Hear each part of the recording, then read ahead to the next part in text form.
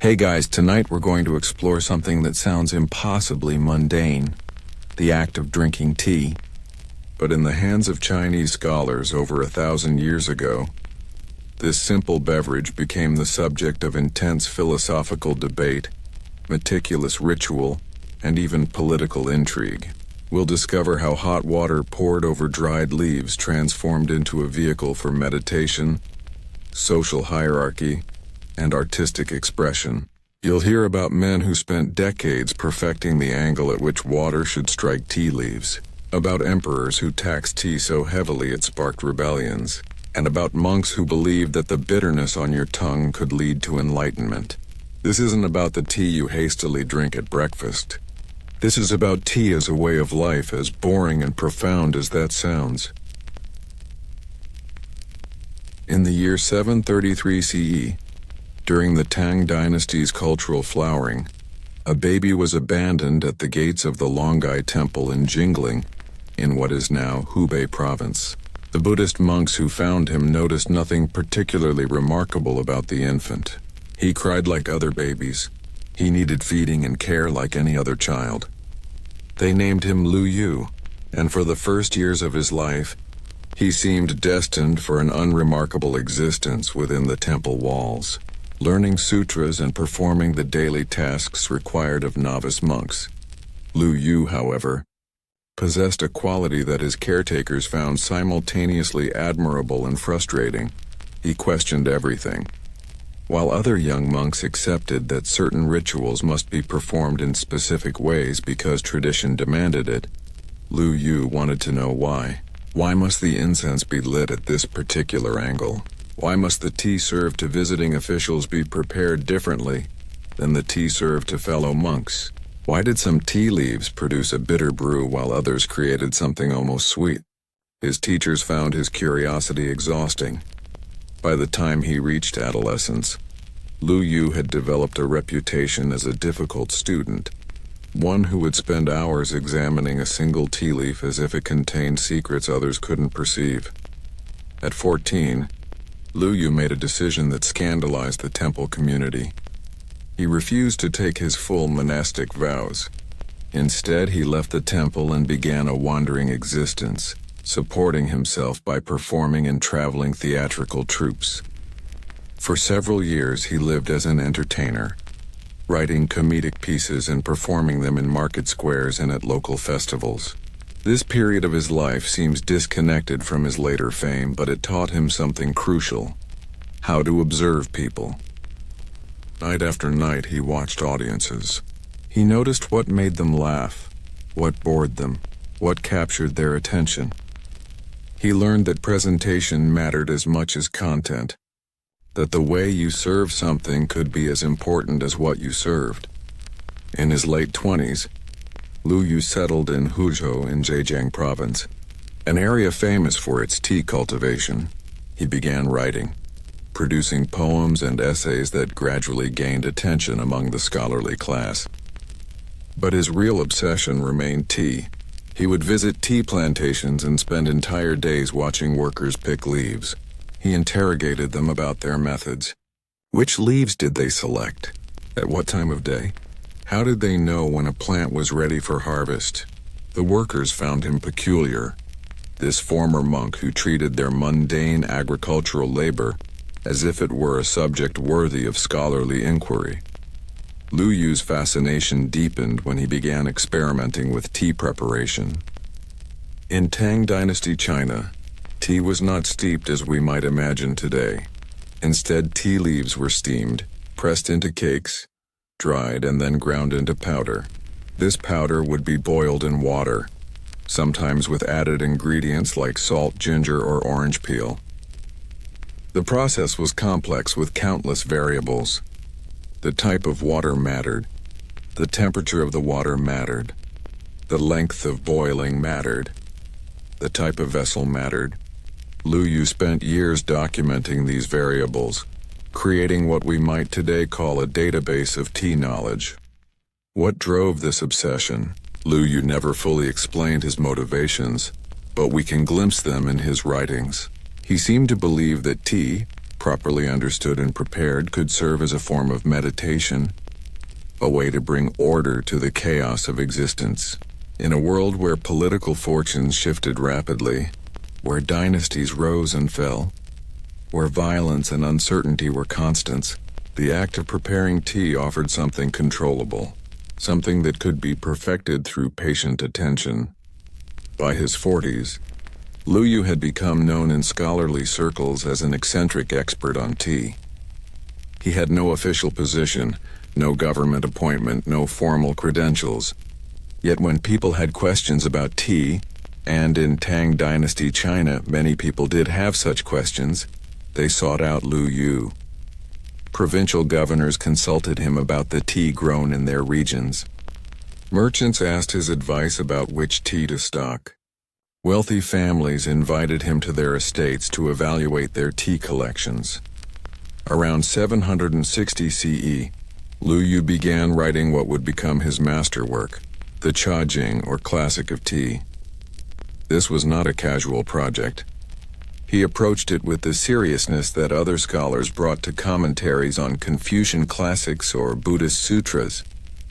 The Chajing would eventually comprise 10 chapters, covering everything from the origins of tea to the proper etiquette for serving it. Lu Yu researched obsessively, traveling to tea-producing regions, interviewing producers and merchants, testing different preparation methods, and documenting his findings with meticulous detail. The first chapter of the Chajing discussed tea's origins, tracing it back through Chinese mythology and early historical records. Lu Yu examined the different names tea had been known by in various regions and time periods. He analyzed the character used to write tea, discussing its etymology and how it related to other characters. This might seem like the driest possible beginning to a book about a beverage, but for Lu Yu, understanding tea meant understanding everything connected to it, including its linguistic history. In the second chapter, Lu Yu cataloged the tools needed for tea preparation. Not just a list, but detailed descriptions, the proper materials for tea-picking baskets, the ideal construction of a tea steamer, the correct specifications for a tea-crushing tool. He described 19 different implements, each with its specific purpose. The cauldron for boiling water should be made of iron, shaped like an ancient Chinese vessel called a hu. The tea whisk should be carved from bamboo or wood. The water dipper should hold exactly 1 sheng, a specific measurement. For each tool, Lu Yu explained not just what it should be, but why it should be that way based on his years of experimentation. The third chapter examined different types of tea and how to evaluate quality. Lu Yu developed a classification system based on how tea was processed and where it was grown. He described how the best tea should look, smell, and taste. Tea cakes should be wrinkled like the leather of Mongol boots, he wrote, curled like morning dewdrops and have veins like clouds emerging from a mountain. The language was poetic, but the observations behind it were based on careful empirical study. Lu Yu had examined countless tea cakes, learning to distinguish quality through minute details that others overlooked. But why did Lu Yu devote such extraordinary effort to something as seemingly trivial as tea? And how did his obsessive documentation transform the way an entire civilization thought about a simple beverage? What happened when the Chajing began circulating among the educated elite of Tang China? The completion of the Chajing around 780 CE coincided with a particular moment in Tang Dynasty history. The empire had recently survived the devastating Anlushan Rebellion, a civil war that lasted from 755 to 763 and killed millions. The rebellion had shattered the dynasty's confidence in its own permanence. Suddenly, the educated class found itself grappling with questions about what mattered, what endured, what gave life meaning when political stability could evaporate so quickly. Into this atmosphere of philosophical uncertainty came Lu Yu's exhaustive manual about tea. The book spread through networks of scholars and officials with surprising speed. Copies were hand-transcribed and passed between friends. Provincial governors commissioned their own copies. What made the Chajing so compelling to these readers wasn't just its practical information about tea preparation, though that was valuable, but the worldview it embodied. Lu Yu had taken something ordinary, something peasants and emperors alike consumed daily, and revealed hidden depths within it. He had shown that paying careful attention to mundane details could be a form of cultivation, a way to refine one's character and achieve a kind of harmony with the natural world. In the 4th chapter of his manual, Lu Yu described 28 different implements for tea preparation and consumption. This went far beyond the basic tools mentioned earlier. He discussed the charcoal basket, which should be woven from bamboo strips in a specific pattern. The fire tongs should be made of wrought copper or iron, shaped like a human arm bent at the elbow. The tea roller, used to crush tea cakes, should be crafted from quality wood with a handle that fit comfortably in the hand. The salt container should be made of porcelain or ceramic, with a cover to keep the salt dry. The wastewater container required a specific capacity and shape. For each item, Lu Yu didn't simply describe the object. He explained the principles behind his specifications. The charcoal basket's weave pattern affected air circulation, which influenced how evenly the charcoal burned, which in turn affected water temperature. The shape of the fire tongs allowed for precise control when adjusting the fire. Every detail connected to other details in a web of cause and effect. Reading these passages, you begin to understand how Lu Yu thought. Nothing was arbitrary. Everything had a reason, even if discovering that reason required years of patient observation. The 5th chapter addressed water, and here Lu Yu's obsessive attention to detail reached perhaps its peak. Not all water was suitable for tea, he argued. The best water came from mountain springs, flowing slowly over clean rocks.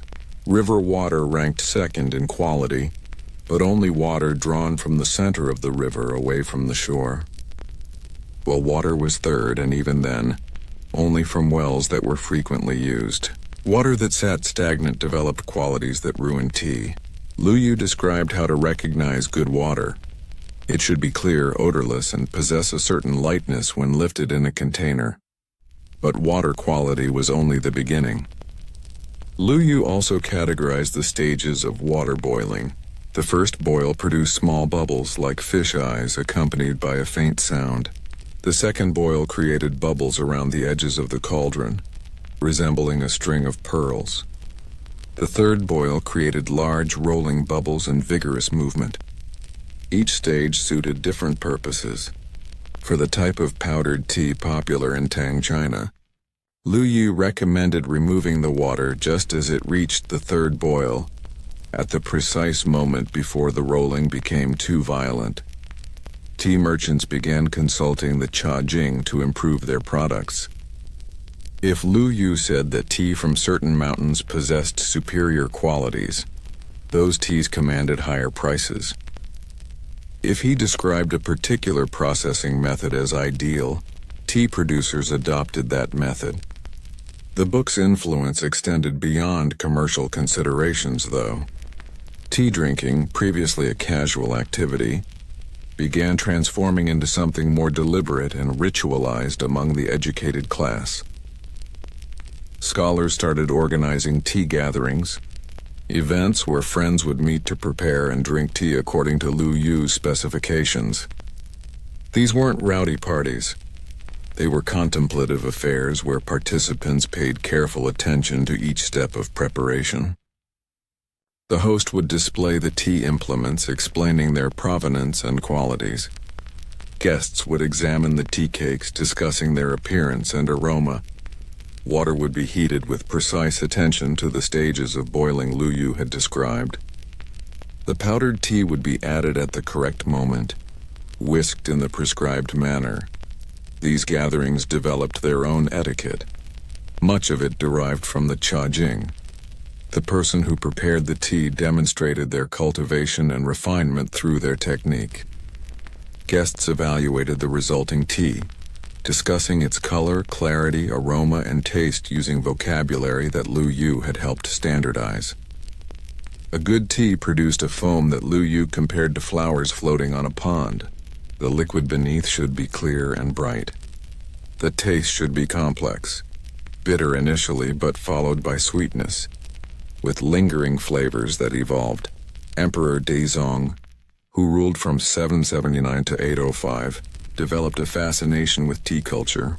He summoned Lu Yu to the capital, seeking his advice about the imperial tea service. This official recognition elevated Lu Yu's status dramatically. What had been the obsession of a peculiar former monk became a matter of imperial interest. The emperor commissioned special tea implements crafted according to Lu Yu's specifications. He ordered surveys of tea-producing regions to identify sources of the highest quality tea for the palace. Lu Yu's influence extended into Buddhist monasteries as well. Despite his own complicated relationship with monastic life, Chan Buddhist monks in particular embraced tea drinking as part of their practice. The bitter taste of tea helped them stay alert during long meditation sessions. But more than that, they recognized in Lu Yu's approach to tea a method that aligned with their own philosophy. The careful attention he advocated, noticing every detail of water temperature, every subtle change in the tea's appearance, resembled the mindful awareness that Chan Buddhism cultivated. By the time of Lu Yu's death around 804 CE, tea culture had been fundamentally transformed. The Chajing had become one of the most copied and studied texts in the empire, ranking alongside works of philosophy and statecraft in its influence. Lu Yu himself had become a semi-legendary figure. Stories circulated about his ability to identify tea origins by taste alone, to detect the slightest imperfections in water quality, to prepare tea so perfect that it induced a state of peaceful clarity in those who drank it. But the spread of tea culture created unexpected consequences. As tea became more prestigious, demand increased dramatically. The government recognized an opportunity for revenue. Tea taxes began increasing. New regulations governed tea production and trade. What Lu Yu had treated as a subject for philosophical contemplation became entangled with economics and politics. The very popularity of his manual contributed to changes in how tea was grown, processed, sold, and consumed throughout the empire. Some of Lu Yu's followers worried that tea culture was becoming corrupted by commercial interests and status seeking. They argued that people were following the letter of Lu Yu's instructions while missing their spirit. The point wasn't to memorize the specifications for 19 tea implements or to recite the proper stages of water boiling. The point was to cultivate the kind of careful attention that Lu Yu exemplified, to find meaning in the practice itself, rather than in the social prestige it conferred. Yet even as tea culture spread and evolved in ways Lu Yu might not have anticipated, his influence remained fundamental. Every subsequent development in Chinese tea culture, and there would be many over the following centuries, occurred in dialogue with the Chajing. Later tea masters would agree with Lu Yu, modify his methods or explicitly reject his approach, but they couldn't ignore him.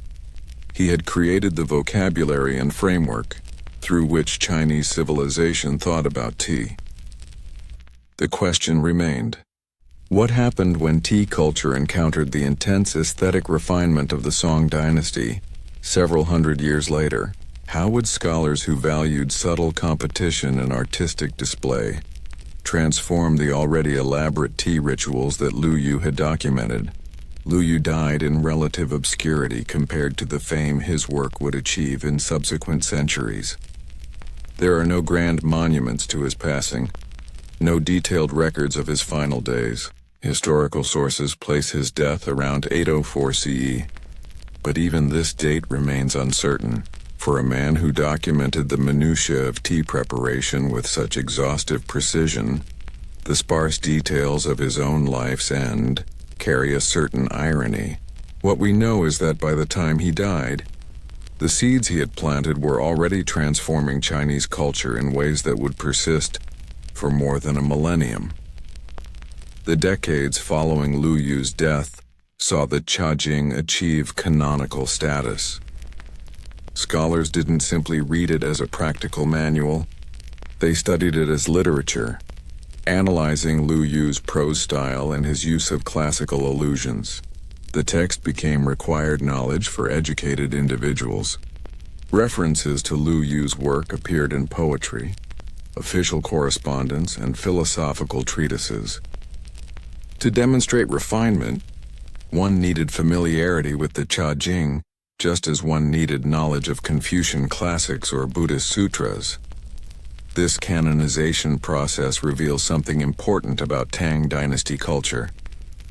Here was a society that valued systematic knowledge and believed that expertise in any domain, pursued with sufficient dedication, could become a path to wisdom. Lu Yu hadn't been a government official or a distinguished scholar in the traditional sense. He had no aristocratic lineage. He was an orphan who spent years as a wandering performer. Yet his obsessive attention to tea, something others considered mundane, elevated him to a position of cultural authority that outlasted the careers of many powerful officials. The economic impact of Lu Yu's work proved substantial and long-lasting.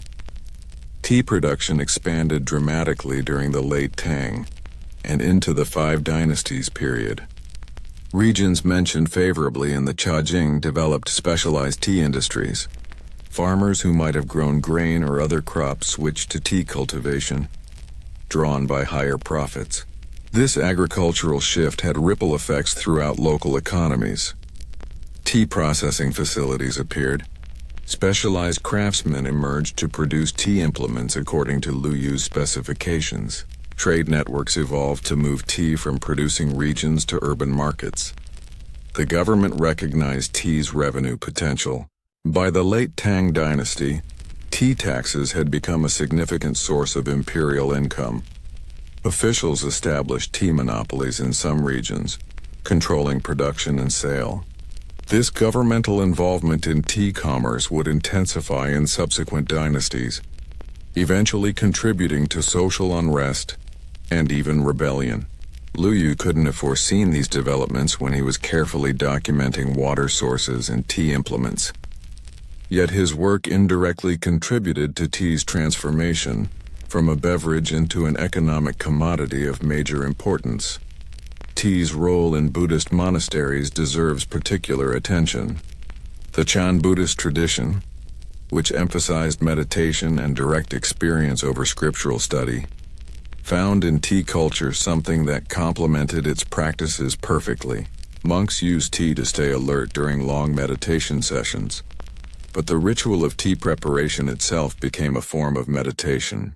The careful attention required, selecting water, heating it to the proper temperature, preparing the tea powder, whisking it to create the ideal foam, demanded the kind of mindful awareness that Chan Buddhism cultivated. Some monasteries developed their own tea traditions, building on Lu Yu's foundation, but adapting his methods to monastic life. These weren't elaborate social occasions like the tea gatherings of scholars. Monastic tea practice emphasized simplicity and function, yet even in this simplified form, the underlying principles Lu Yu articulated remained: attention to process, respect for materials, recognition that ordinary activities could become vehicles for cultivation when performed with proper awareness. The Chajing also influenced how the Chinese understood their relationship with the natural world. Lu Yu's descriptions of water sources, tea growing regions, and seasonal variations in tea quality encouraged readers to notice their environment more carefully. He wrote about how spring water differed from autumn water, how tea grown on north-facing slopes tasted different from tea grown facing south, how altitude affected tea plants. This wasn't abstract natural philosophy. It was concrete, specific knowledge gained through years of direct observation. In this way, Lu Yu modeled an approach to understanding nature that emphasized empirical observation over theoretical speculation. He didn't begin with grand theories about how tea should be prepared, and then force reality to fit those theories. Instead, he observed, experimented, failed, adjusted, and gradually accumulated knowledge through patient attention. This methodology, though Lu Yu never explicitly articulated it as such, represented a particular way of engaging with the world, one that valued experience and careful observation. By the Song Dynasty, which began in 960 CE, tea culture had evolved considerably beyond what Lu Yu documented. New processing methods emerged. Preparation techniques changed. Different styles of tea drinking developed. Yet even as practices evolved, Lu Yu's fundamental insight remained influential, that ordinary activities, performed with sufficient attention and care, could become meaningful practices that cultivated character and created community. Modern scholars debate Lu Yu's actual influence versus his symbolic importance. Some argue that tea culture would have developed similarly without the Cha-Jing, that Lu Yu simply documented changes already underway. Others contend that his systematic approach and authoritative text genuinely shaped how subsequent generations thought about tea. The truth likely lies somewhere between these positions. Lu Yu neither single-handedly created tea culture nor simply recorded existing practices. Rather, he crystallized emerging trends, provided vocabulary and frameworks for thinking about tea, and offered a model of how to approach an ordinary activity as a subject worthy of serious attention. What remains undeniable is that the Cha-Jing survived.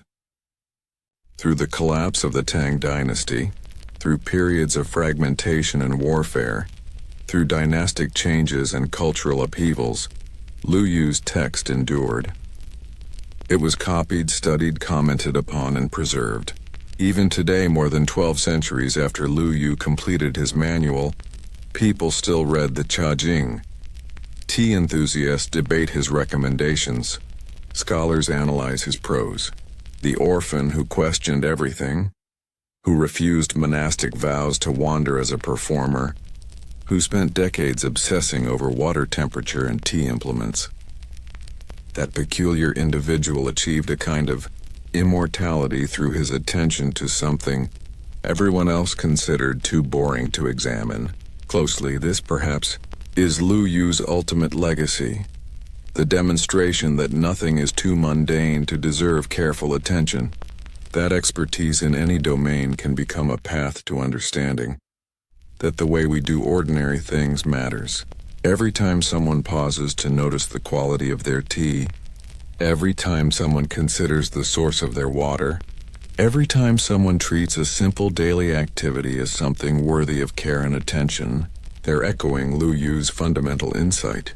The specific techniques he documented may have evolved or been superseded, but the approach he modeled, the belief that boring details matter, that patient observation reveals hidden depths, that ordinary things can become extraordinary through careful attention, that approach remains as relevant now as it was in 8th century China. And yet, as influential as Lu Yu's work became, tea culture was only beginning its evolution. What happened when Song Dynasty scholars obsessed with aesthetic refinement and competitive display took up tea drinking? How did they transform Lu Yu's careful methodology into something entirely new?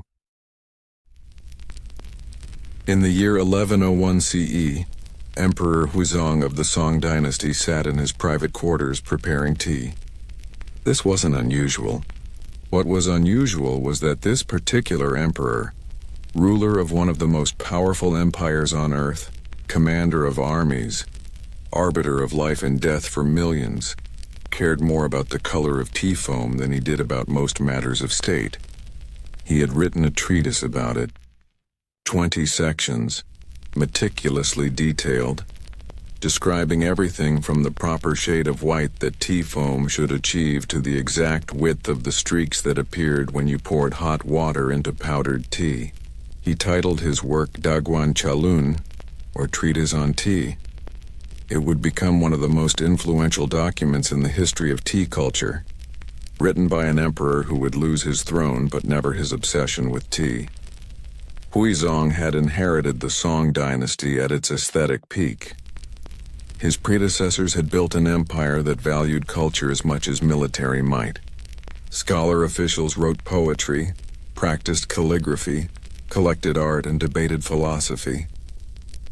The capital, Kaifeng, housed perhaps 1 million people, making it one of the largest cities in the world. Markets sold goods from across Asia. Restaurants served elaborate cuisines. Entertainment districts offered theater, music, and countless other diversions. Into this atmosphere of refined civilization, tea culture fit perfectly. But the tea that Song Dynasty sophisticates drank bore little resemblance to what Lu Yu had described 3 centuries earlier. The Tang Dynasty method, boiling powdered tea with water, sometimes adding salt or other ingredients, had fallen out of favor among the educated classes. Song Dynasty tea culture had developed a new method, one that emphasized aesthetic qualities as much as taste. This method, known as dian cha or tea whisking, involved placing finely powdered tea in a bowl, adding hot water, and then whisking vigorously to create foam. The quality of this foam became the subject of intense scrutiny. Good foam should be thick, fine-textured, and pure white. It should cling to the sides of the tea bowl. It should form patterns when water was poured into the tea, patterns that persisted rather than dissipating immediately. The tea liquid beneath the foam, what they called the soup, should be pale, almost jade-like in color. Dark tea soup indicated inferior quality. Coarse foam that broke apart quickly revealed poor technique or low-grade tea. Every aspect of appearance mattered. Emperor Huizong approached tea with the same passionate attention he brought to painting and calligraphy, arts in which he excelled. In his treatise, he described the ideal tea plant. It should grow in shaded areas protected from harsh sun. The leaves should be picked in early spring when they were young and tender. The processing required extreme care. After picking, leaves were steamed immediately to stop oxidation, then pressed into molds to create tea cakes. These cakes were dried slowly, turned regularly to ensure even moisture loss. The finest tea cakes were so valuable that they were reserved for imperial use, packaged in elaborate boxes, and presented as gifts to high-ranking officials. But Huizong's treatise focused especially on preparation technique. He described how to grind tea cakes into powder using a stone mill, creating a powder so fine it felt like flour. The tea bowl itself mattered enormously. Song Dynasty tea enthusiasts preferred bowls made in Jiangnan, in Fujian province, fired to produce a dark glaze, usually black or deep brown. These dark bowls made the white foam stand out dramatically, creating visual contrast that allowed for precise evaluation of foam quality. The shape of the bowl affected how foam formed. Its size influenced the ratio of tea to water. Everything connected. Water temperature required careful attention, just as Lu Yu had emphasized centuries earlier. But Song Dynasty tea masters had developed more precise language for describing it. Huizong wrote about water that had reached crab-eye stage, small bubbles forming at the bottom of the kettle. Then fish-eye stage, larger bubbles rising. Then rope of pearls, continuous bubbles and strings. Then finally the raging waves of a full boil. For whisked tea, the ideal temperature fell between fish-eye and rope of pearls. Too cool, and the tea powder wouldn't fully incorporate. Too hot, and it destroyed delicate flavors. The whisking technique itself became an art form. Tea masters used bamboo whisks, crafted with fine tines that could create smooth, consistent foam. The motion wasn't random. You whisked in specific patterns. Some used circular motions, others preferred back and forth strokes. The speed mattered.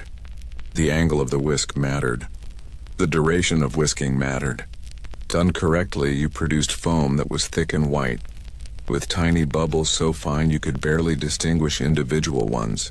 Done poorly, you got coarse foam full of large bubbles that collapsed quickly. Why did educated Song Dynasty individuals care so intensely about tea foam? On the surface, it seems absurd. Grown adults obsessing over bubbles, writing treatises about the precise shade of white that indicated quality. But for Song Dynasty culture, tea preparation represented something deeper than mere beverage consumption. It was a performance of cultivation and refinement.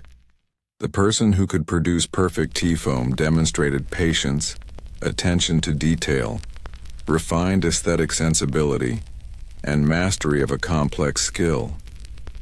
These weren't trivial qualities. They were the same qualities that made a good scholar, a good official, a good person according to Song Dynasty values. Tea gatherings became opportunities to display these qualities. Unlike the contemplative tea gatherings of the Tang Dynasty, Song Dynasty tea culture developed a competitive element. Groups of scholars and officials would meet for tea competitions, events where participants prepared tea and judges evaluated the results. These weren't casual affairs. Participants spent hours preparing, selecting their best tea cakes, ensuring their implements were perfect, practicing their whisking technique. The stakes, while not material, felt significant. Winning a tea competition demonstrated your cultivation. Losing suggested inadequate refinement. Kaishong, a prominent official and tea expert who lived from 1012 to 1067, wrote his own tea treatise that described these competitions in detail. Participants would prepare tea simultaneously, each working at their own station. They used identical amounts of tea powder and water to ensure fair comparison. Judges evaluated the foam first, its color, texture, consistency. Then they examined how long the foam lasted before collapsing. Then they assessed the tea's aroma. Finally, they tasted the liquid, evaluating its flavor complexity and aftertaste. The entire process could take hours, with judges deliberating carefully over subtle differences between preparations. What happened during these competitions? What drove people to practice whisking techniques for years, to spend fortunes on rare tea cakes, to write detailed analyses of foam characteristics? And how did a competitive culture around tea foam coexist with claims that tea drinking cultivated spiritual qualities? The tea competitions of the Song Dynasty followed patterns that revealed much about how the educated class understood excellence and hierarchy. Participants gathered in gardens, private estates, or temple courtyards, places designed to provide appropriate atmosphere. The setting mattered as much as the tea itself. Organizers arranged the space carefully, placing stations for each competitor where light fell appropriately, where viewers could observe without crowding, where the aesthetic experience could unfold without disruption. Sometimes competitions occurred during spring outings when plum blossoms bloomed. Other times they coincided with autumn moon viewing gatherings. The tea competition existed within a larger framework of cultural appreciation. Before the actual competition began, participants displayed their tea implements. This wasn't merely practical preparation, it was part of the performance. Each person would arrange their tea bowl, whisk, water ladle, tea caddy, and other tools with careful attention to placement. Judges and spectators would examine these implements, noting their quality and provenance. A tea bowl from a famous kiln carried prestige. A whisk carved by a renowned craftsman suggested the competitor took tea seriously. Ancient implements passed down through families indicated connections to tradition. The display of implements, was itself a form of competitive demonstration, showing resources, taste, and commitment to tea culture. The tea cakes received similar attention. Competitors would present their tea for inspection before grinding it into powder. The best tea came from imperial tribute gardens, areas where tea plants received special cultivation for the emperor's personal use. Occasionally, officials received gifts of this tribute tea, which they treasured and saved for important occasions.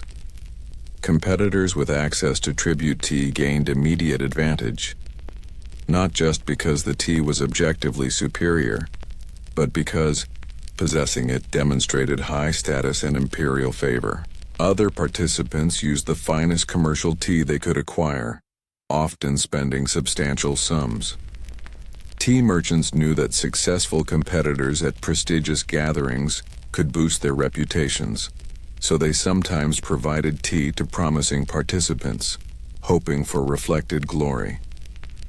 The grinding process itself became a subject of minute attention. Competitors used stone mills, typically made from specific types of stone, quarried in regions known for grain grinding implements. The stone needed proper texture, too smooth, and it wouldn't grip the tea cake effectively. Too rough and it would heat up from friction, potentially damaging delicate flavors. The grinding motion required steadiness and patience you couldn't rush. Grinding too quickly generated heat and produced uneven powder.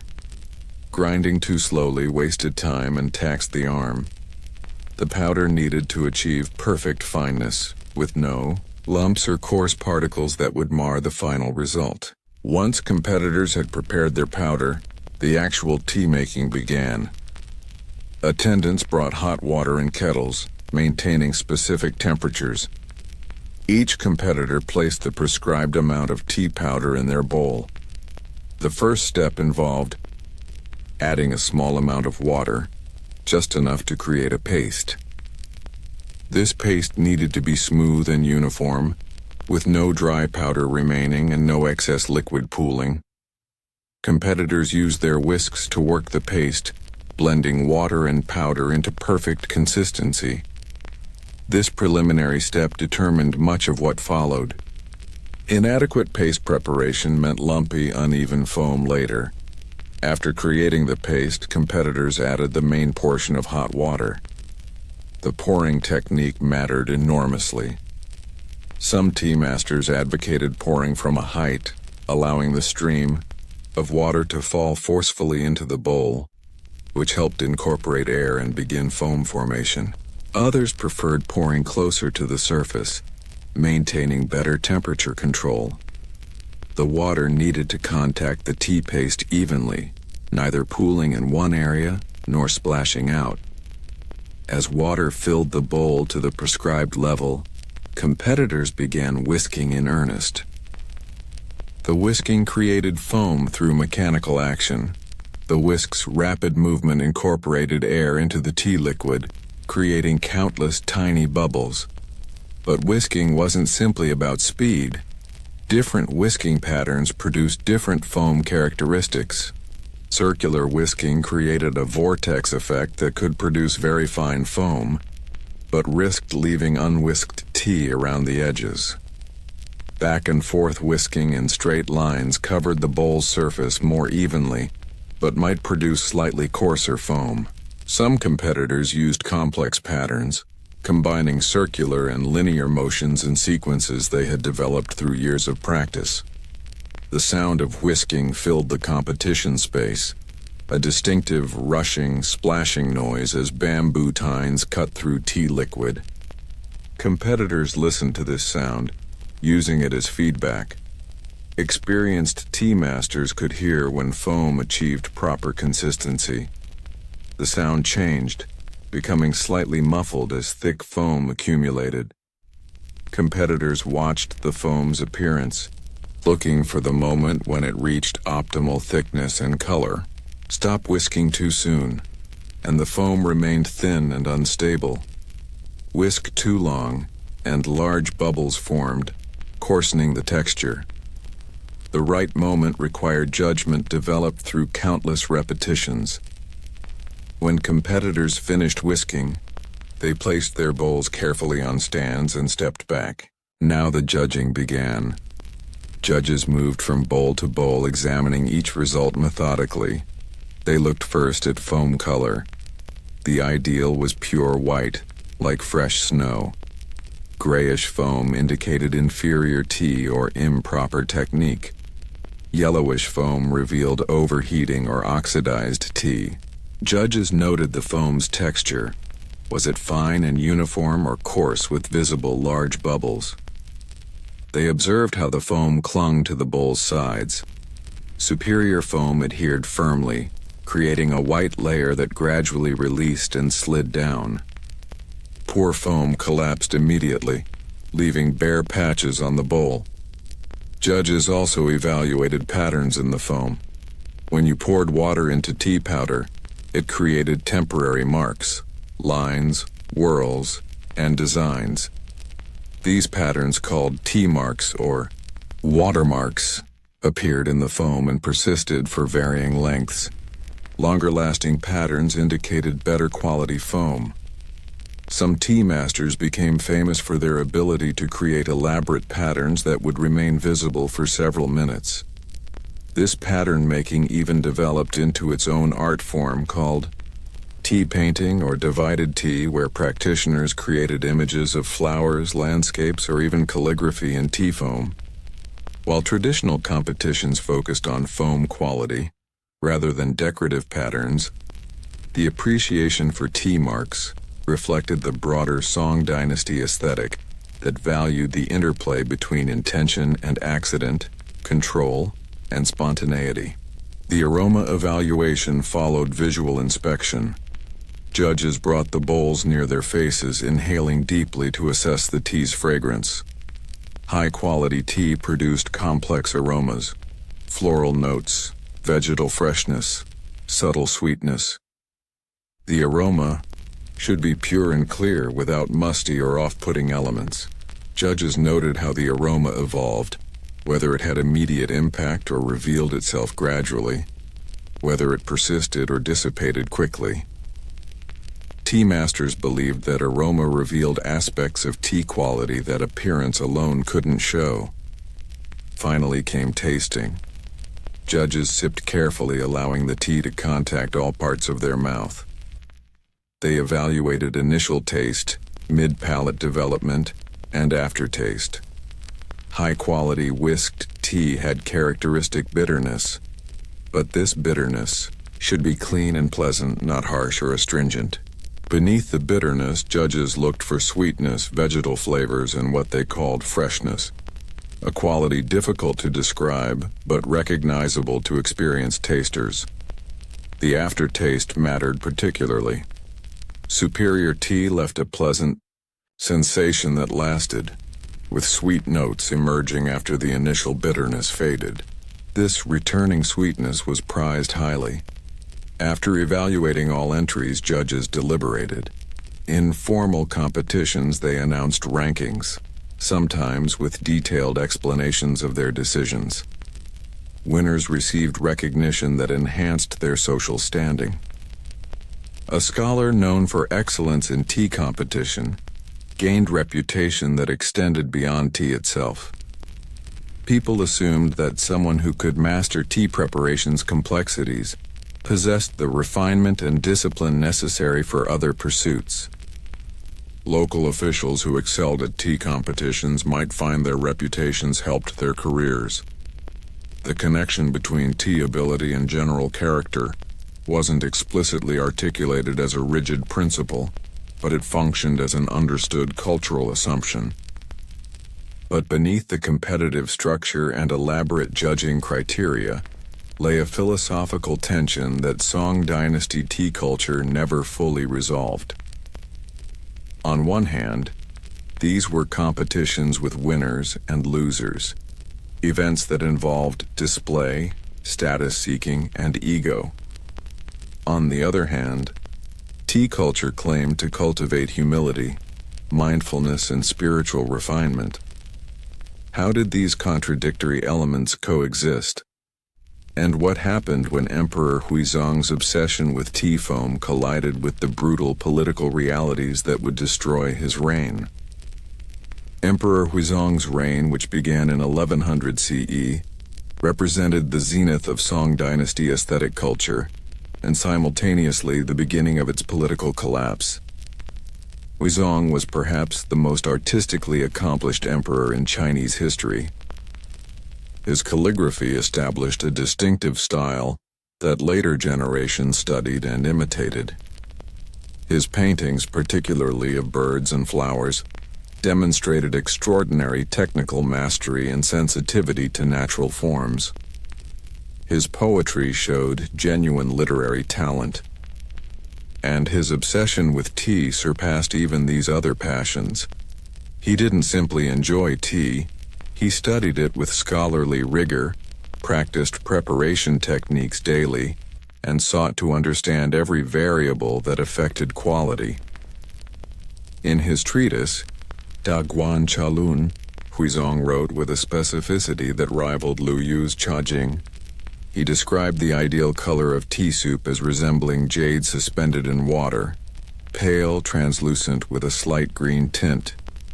The foam should be pure white, thick enough that you could write on it temporarily with the thin stream of water poured from a kettle. This water writing was one of Huizong's particular interests. He practiced creating characters and simple images in tea foam, watching how long they persisted before the foam's surface evened out. The duration of these temporary writings became another metric of tea quality. Huizong identified 7 criteria for evaluating tea: color, aroma, taste, foam texture, foam color, watermarks, and aftertaste. Each criterion received detailed analysis in his treatise. For color, he specified that the best tea produced a liquid so pale it appeared almost white. Slightly inferior tea showed jade-green tones. Tea that produced yellowish or brownish liquid was unacceptable. For aroma, he described the ideal as combining floral sweetness with vegetal freshness, creating a fragrance that was pure and elegant rather than heavy or aggressive. The taste should begin with clean bitterness that transformed into returning sweetness, with layers of subtle flavors emerging and evolving. But Huizong's most detailed descriptions concerned foam. He distinguished between thick foam and thin foam, fine-textured foam and coarse foam, stable foam and unstable foam. The best foam, he wrote, resembled piled snow, dense, uniform, brilliant white. When you looked at it from the side, it should rise above the bowl's rim slightly, held there by surface tension. If you tapped the bowl gently, the foam should move as a cohesive mass rather than breaking apart. When the foam eventually dissipated, it should do so gradually and evenly, not collapsing suddenly in patches. Huizong's pursuit of perfect tea led him to extreme measures. He commissioned surveys of tea-growing regions throughout the empire, seeking the absolute best sources. Imperial tea gardens received special management. Huizong sent officials to oversee production, ensuring that plants grew in optimal conditions, that leaves were picked at the right moment, that processing followed exacting standards. The resulting tribute tea was so valuable that officials transported it to the capital with armed guards. A single cake of the finest tribute tea might be worth more than an ordinary person earned in a year. The emperor also commissioned special tea implements. Master potters created tea bowls specifically for imperial use, using rare clay and innovative glazing techniques. Craftsmen carved tea whisks from the finest bamboo, selecting pieces with ideal flexibility and resilience. The imperial tea service included dozens of specialized tools, each designed for a specific purpose. Water for the emperor's tea came from specific springs transported in sealed containers to preserve its qualities. Nothing was too much trouble in pursuit of the perfect cup of tea. While Huizong obsessed over tea foam, His empire faced mounting crises. The Jin dynasty, established by Jurchen tribes from Manchuria, grew increasingly powerful to the north. Military commanders warned about the threat. Officials urged military reforms and strengthened defenses. Huizong largely ignored these warnings. He was more interested in organizing elaborate tea competitions at court and debating the relative merits of different tea processing methods and practicing his water writing technique. His lack of attention to military matters would prove catastrophic. In 1125, Jin forces invaded Song territory. The assault came suddenly and with overwhelming force. Song armies, neglected and poorly prepared, collapsed. Within months, Jin forces approached the capital. Huizong, facing military disaster, abdicated in favor of his son, hoping this might appease the invaders or at least distance himself from the catastrophe. It didn't work. In 1127, Jin forces captured Kaifeng. They took both Huizong and his son prisoner, along with thousands of imperial family members and officials. They looted the palace, carrying away vast treasures including, presumably, Huizong's precious tea implements and tribute tea cakes. Huizong spent the remaining 8 years of his life in captivity in Manchuria, far from the refined world of tea competitions and aesthetic contemplation. Historical records provide few details about these years. We know he continued to write poetry, compositions that expressed longing for the lost world he had known.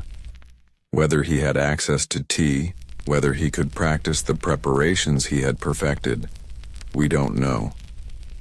He died in captivity in 1135, an emperor who had lost everything except, perhaps, his ability to imagine perfect white foam floating on pale jade liquid. The fall of Kaifeng and the loss of northern China to the Jin dynasty, an event known as the Jingkang Incident, traumatized Song Dynasty culture. The southern Song Dynasty, established by surviving imperial family members in southern China, continued for another century and a half, but the confidence and exuberance of the northern Song period never fully returned. Yet tea culture persisted. In some ways it intensified. The competitions continued. The treatises multiplied. Scholars still gathered to whisk tea and evaluate foam quality. The loss of political power seemed, if anything, to increase the importance placed on cultural achievements. This persistence reveals something crucial about Song Dynasty tea culture. It wasn't simply entertainment or status display, though it involved both. It represented a claim about what mattered, about where to find meaning and value. When empire proved unstable, when military might proved insufficient, when political power could vanish overnight, the ability to create perfect tea foam remained. This sounds almost absurd, suggesting that making good bubbles mattered in the face of invasion, captivity, and dynastic collapse. But for Song Dynasty culture, these weren't opposing values. The cultivation demonstrated through tea mastery was inseparable from the cultivation that made one capable of governing well, of maintaining moral integrity under pressure, of preserving civilization in chaos. Tea competitions in the Southern Song Dynasty acquired an elegiac quality. Participants knew they were preserving traditions from a lost golden age. When they prepared tea according to the methods Huizong had documented, they connected themselves to that vanished world. The competitions became acts of cultural memory, ways of insisting that what Northern Song culture had achieved mattered and deserved preservation. The foam that lasted for 3 minutes before dissipating became a metaphor for cultural achievements, ephemeral, but real beautiful despite their impermanence, worth creating even though they couldn't last. Modern historians debate Emperor Huizong's legacy. Was he a cautionary tale about the dangers of aesthetic obsession, distracting from practical governance? Or did his contributions to Chinese culture, his art, his calligraphy, his tea treatise, justify his reign despite its political failures? These questions miss something important about how Song Dynasty culture understood these matters. For them, excellence in tea preparation and excellence in governance weren't separate or competing concerns.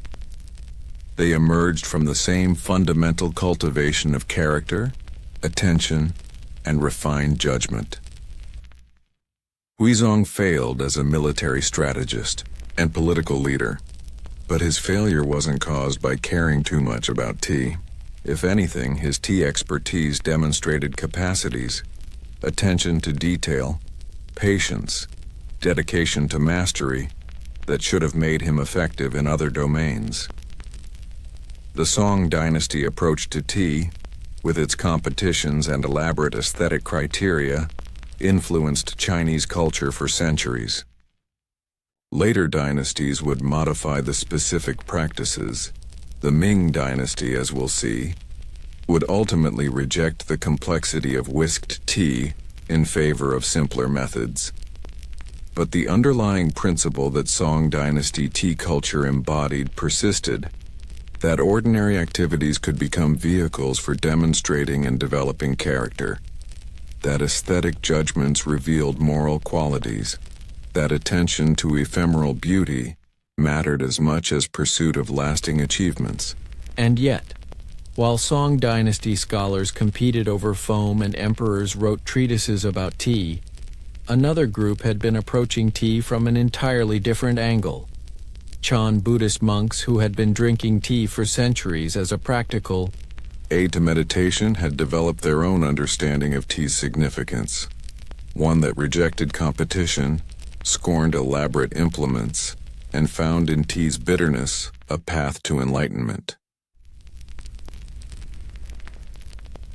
In the year 520 CE, according to legend, a Buddhist monk named Bodhidharma sat down to meditate in a cave near the Shaolin Temple in Henan Province. He faced the cave wall and began his practice. Days passed, then weeks, then months. Bodhidharma continued sitting, his attention focused inward, seeking the direct experience of enlightenment that scriptures described but words could never fully convey. The legend says he sat for 9 years without moving, without sleeping, without breaking his meditation. Of course, the human body cannot actually survive 9 years without food, water, or rest. But legends care less about biological accuracy than about expressing truths that literal facts cannot capture. The story continues. At some point during these years of meditation, Bodhidharma felt himself succumbing to sleep. His eyelids grew heavy. His attention wavered.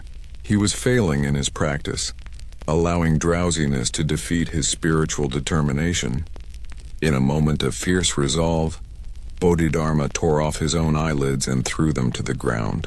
Where his eyelids fell, tea plants sprouted, their leaves containing properties that would help future monks stay awake during meditation. This origin story for tea's connection to Buddhist practice is obviously mythological.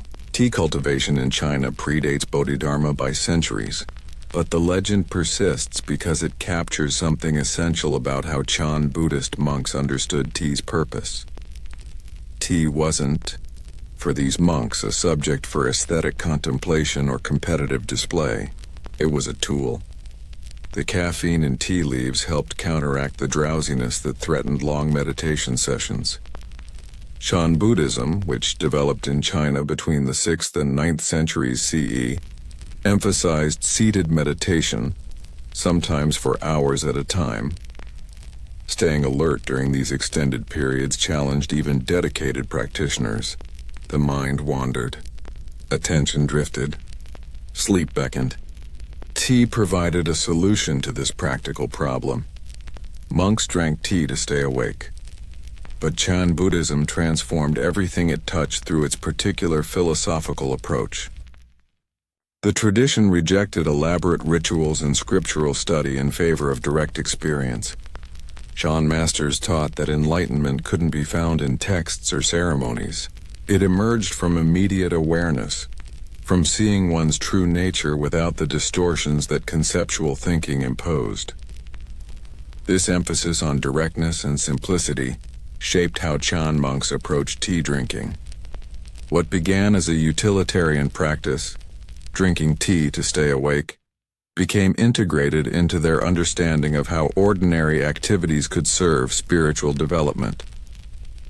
By the Tang Dynasty, when Lu Yu was writing his elaborate tea manual for scholarly audiences, Chan monasteries had already developed their own tea culture. Monastic tea drinking bore little resemblance to the complex preparations Lu Yu documented. Monks used simpler methods focusing on function over aesthetics. They grew tea in monastery gardens, processed it using basic techniques, and prepared it without elaborate implements or procedures.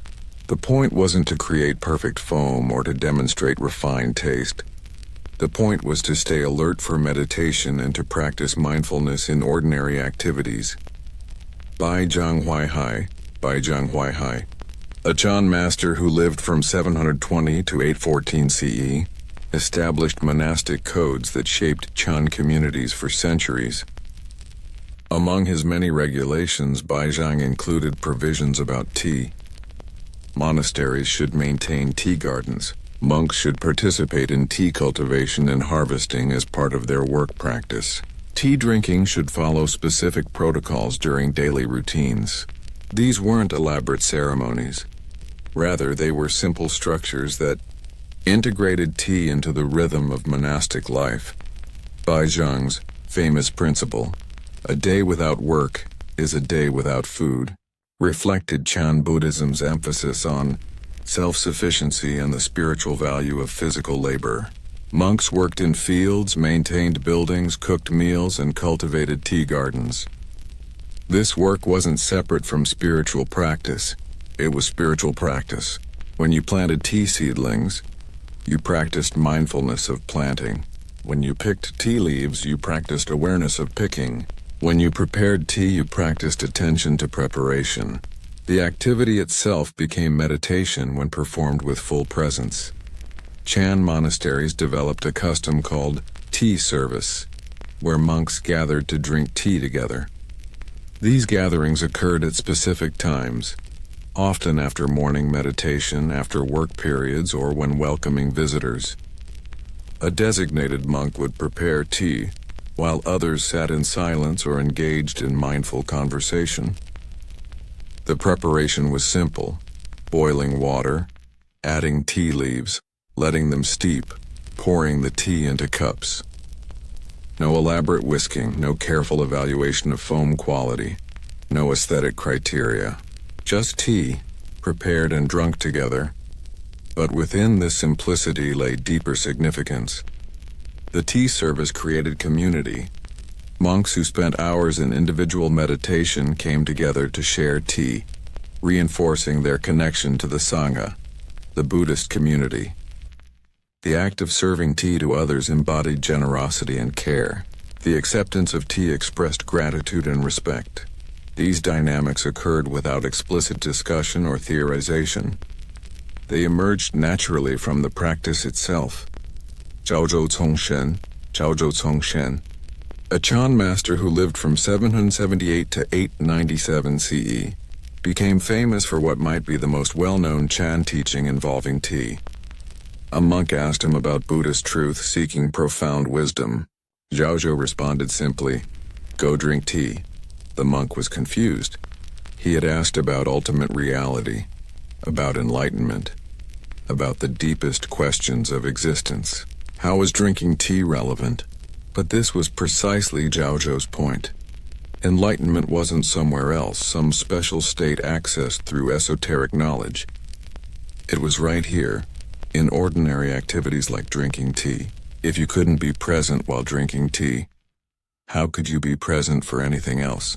This teaching, "Go drink tea," became one of Chan Buddhism's most frequently cited examples of how masters pointed students toward direct experience rather than conceptual understanding. The phrase appears in countless Chan texts, sometimes abbreviated to just drink tea. It functioned as a redirect, pulling students out of abstract speculation and back to immediate reality. Whatever question you asked, whatever conceptual puzzle you tried to solve, the answer was the same. Return to presence, to the direct experience of this moment. And what better way to practice that return than through the simple act of drinking tea? Shan monasteries also use tea in encounters between masters and students.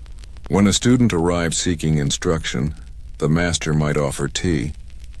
They would drink together in silence, the master observing how the student held the cup, how they drank, how they responded to the tea's flavor. These observations revealed the student's state of mind more clearly than any verbal exchange. Someone who drank hastily without attention demonstrated a scattered mind. Someone who drank with affected sophistication revealed attachment to forms and appearances. Someone who drank simply with full presence showed the quality of awareness that Chan practice cultivated. The tea itself, its bitterness, its stimulating effects, became a metaphor in Chan teaching.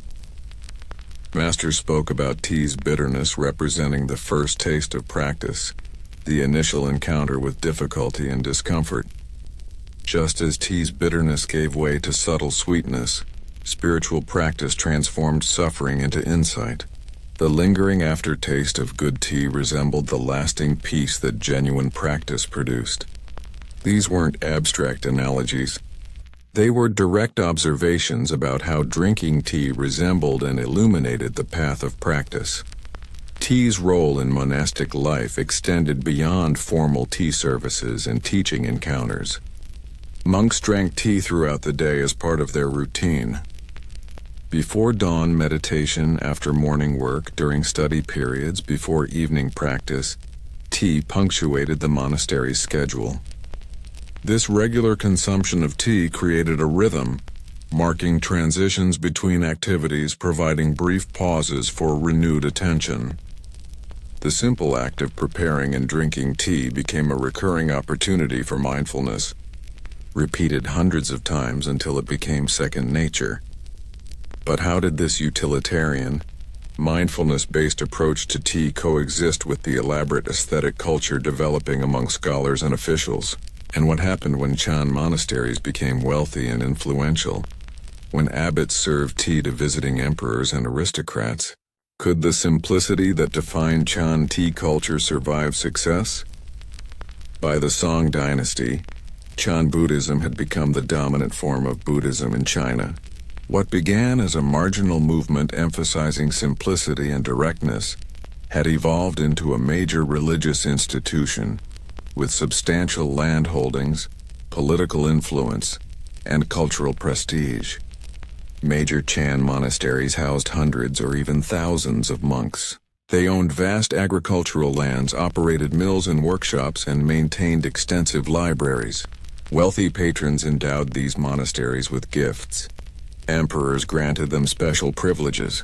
Chan masters became influential figures whose opinions mattered beyond purely religious contexts. This success created a paradox. Chan Buddhism taught non-attachment, simplicity, and the rejection of worldly concerns. Yet Chan monasteries accumulated wealth, developed elaborate organizational structures, and participated actively in broader cultural and political life. How did monasteries reconcile these contradictions? The answer, like many aspects of Chan Buddhism, was simultaneously simple and complex. They didn't reconcile them. They lived within the tension, acknowledging the gap between ideal and reality while continuing to practice. Tea culture exemplified this tension.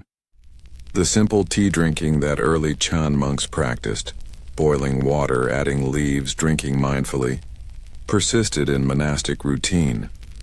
But monasteries also developed more elaborate tea customs that resembled and sometimes surpassed the sophisticated tea culture of secular scholars. Large monasteries established formal tea positions. The tea master managed the monastery's tea supplies, overseeing cultivation, processing, and distribution. The tea server prepared tea for formal occasions, developing skills that required years to master. These positions carried status within the monastic hierarchy. Monasteries began hosting elaborate tea gatherings for important visitors. When provincial governors visited, when famous scholars stopped by, when abbots from other monasteries came to pay respects, the host monastery would organize formal tea services. These events featured high-quality tea, carefully prepared and served in elegant settings. The monastery's reputation partly depended on the quality of hospitality it provided, and tea was central to that hospitality. Abbots understood that serving excellent tea to influential visitors could result in patronage, donations, and enhanced prestige. Some monasteries became famous for their tea. Jingshan Jingshan Temple, in Zhejiang Province developed particular renown. The monastery's location provided ideal conditions for tea cultivation: the right altitude, proper soil, sufficient rainfall, and appropriate shade. Jingshan's monks perfected tea processing methods, creating tea cakes that ranked among the finest available. They also developed a formal tea ceremony, more elaborate than the simple tea services of earlier Chan practice, which they performed for important guests and on special occasions. The Jingshan tea ceremony involved specific procedures. Monks would grind tea into fine powder using stone mills. They would prepare the tea using the whisking method popular in Song Dynasty tea culture, creating the white foam that secular tea enthusiasts prized. They would serve the tea in fine ceramic bowls, often produced by renowned kilns. The ceremony unfolded with choreographed precision, each movement deliberate and graceful. It was in many ways indistinguishable from the sophisticated tea gatherings that scholars and officials organized. The main difference was context and intention. Monastery tea ceremonies occurred within a Buddhist framework and theoretically served spiritual, rather than merely social purposes. This elaboration troubled some Chan masters. They argued that monasteries were losing sight of essential teachings, becoming distracted by worldly concerns and superficial practices. When tea drinking required expensive implements and elaborate procedures, when it became an occasion for display and status competition, how was it different from secular tea culture? Where was the simplicity, the directness, the focus on immediate presence that defined authentic Chan practice? These critics called for return to basics, for abandoning elaborate tea ceremonies in favor of simple tea drinking that served meditation and mindfulness without becoming an end in itself. Tang, a Chan master who lived from 1185 to 1269, addressed this issue directly in his teachings. He acknowledged that monasteries served elaborate tea to visitors and maintained sophisticated tea culture. This was acceptable, he argued, because it fulfilled monasteries' social responsibilities and helped maintain relationships with secular authorities who protected Buddhist institutions. But monks shouldn't confuse these formal occasions with genuine practice.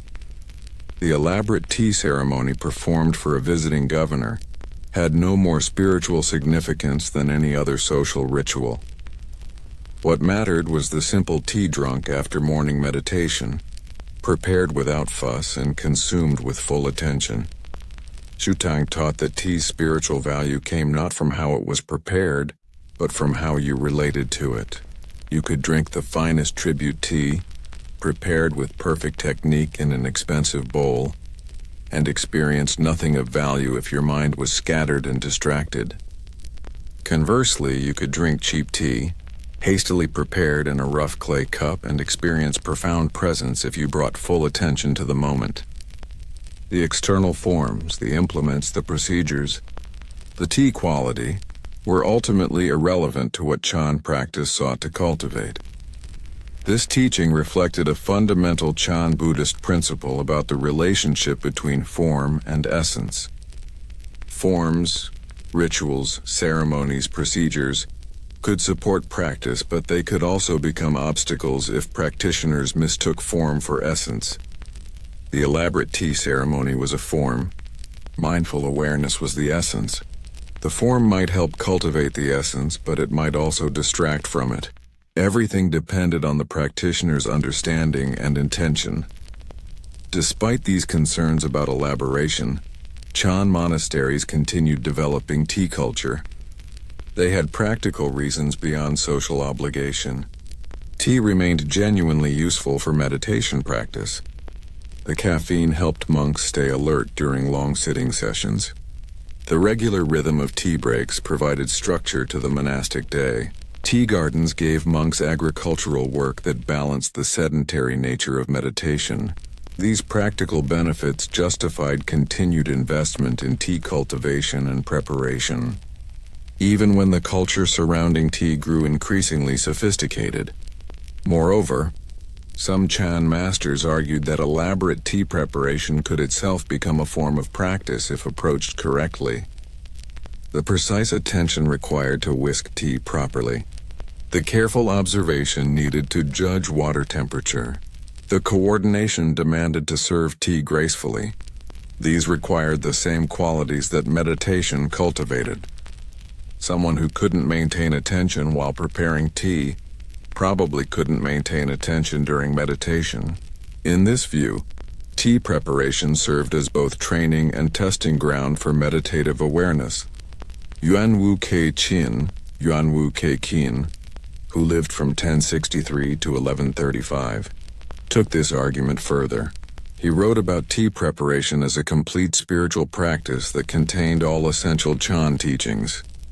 When you heated water, you practiced patience, watching the gradual process without trying to rush it. When you added tea powder, you practiced precision, measuring carefully. When you whisked, you practiced sustained effort, maintaining consistent motion. When you served tea, you practiced generosity. When you drank, you practiced presence. The entire sequence, if performed with proper awareness, embodied the path to enlightenment. But Yuanwu also warned against self-deception. Simply going through the motions of tea preparation meant nothing. Many people performed elaborate tea ceremonies while their minds wandered elsewhere, thinking about past conversations, planning future activities, indulging in fantasies or anxieties. Such people were practicing distraction, not mindfulness. The tea ceremony's forms didn't automatically produce spiritual benefits. Everything depended on whether you brought genuine attention to what you were doing. Chan monasteries also used tea in training monks. New arrivals at a monastery would be assigned to work in the tea garden or tea preparation area. This wasn't random assignment. Working with tea taught important lessons. You learned patience from waiting for tea plants to mature, for water to reach proper temperature. You learned attention to detail from processing tea leaves, which required careful handling. You learned service from preparing tea for others. You learned humility from cleaning tea implements and maintaining the tea area. You learned acceptance from drinking whatever tea was available, rather than craving special varieties. The tea garden itself became a teaching space. Masters would give instruction while walking among tea plants, pointing out how certain bushes thrived while others struggled, how weather affected growth, how proper care produced better tea.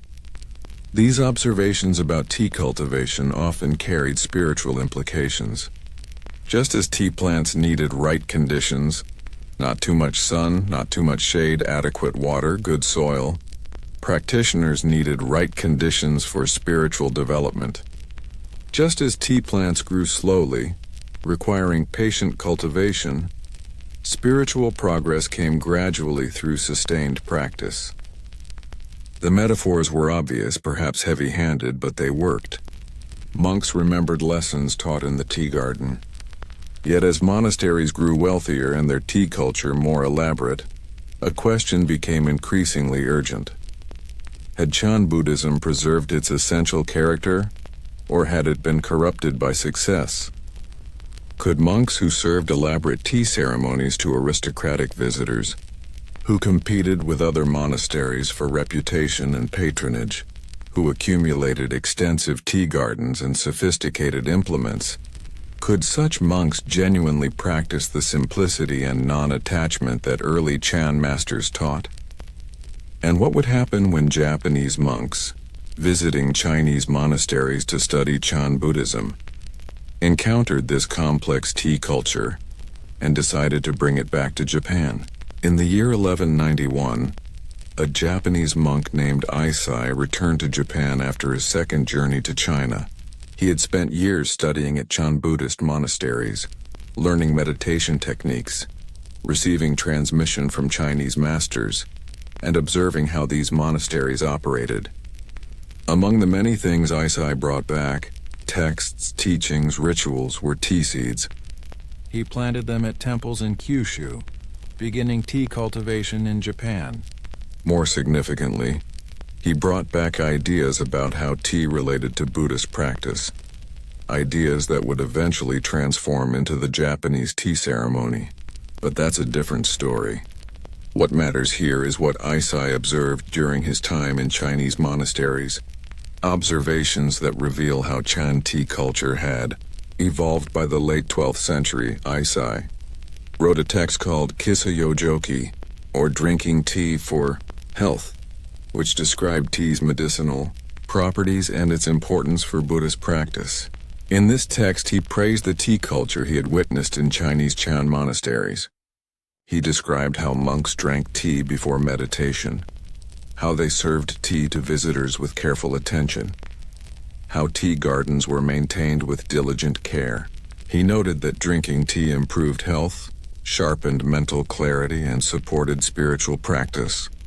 Reading Aisai's account, you see a tea culture that was simultaneously simple in principle and sophisticated in execution. Exactly the paradox that had come to define Chan Buddhist approaches to tea. Back in China, during the Southern Song Dynasty, this paradox intensified. Monasteries competed for reputation and resources. The quality of a monastery's tea became one measure of its status. Abbots invested in improving their tea gardens, hiring skilled workers, developing processing techniques. When Wujun Shifan, a prominent Chan master who lived from 1178 to 1249, became abbot of Jingshan Temple, he expanded the monastery's tea operations significantly. He brought in agricultural experts to advise on tea cultivation. He commissioned new equipment for processing tea. He trained monks in advanced tea preparation methods. Under his leadership, Jingshan's tea became so renowned that it was presented as tribute to the imperial court. Was this appropriate for a Chan Buddhist monastery? Wuzun argued that it was. The monastery needed resources to support its community of monks, to maintain buildings, to fund charitable activities. Producing excellent tea generated income and attracted donations. Moreover, the reputation that came from superior tea enhanced the monastery's influence, allowing it to spread Buddhist teachings more effectively. In Wuzun's view, tea cultivation and preparation, when done with right intention, supported the monastery's fundamental mission. The elaborate tea culture wasn't a distraction from Buddhist practice. It was an expression of that practice applied to material circumstances. Critics disagreed. They pointed out that monks spent more time perfecting tea preparation techniques than studying Buddhist texts, more energy cultivating tea gardens than cultivating wisdom. Monasteries competed with each other over tea quality, displaying exactly the kind of competitive ego attachment that Buddhism sought to transcend. Wealthy monasteries with excellent tea gardens accumulated more wealth and prestige, while poorer monasteries struggled, creating hierarchy and inequality that contradicted Buddhist principles of equality and non-attachment. The elaborate tea culture, however much it claimed spiritual justification, looked suspiciously like ordinary worldly activity dressed in Buddhist robes. This debate never reached resolution because both sides had valid points. Chan Buddhism had always contained this tension between ideals and reality, between renunciation and engagement with the world. Early Chan masters had taught radical non-attachment, but they did so while living in communities that required food, shelter, clothing, and organization.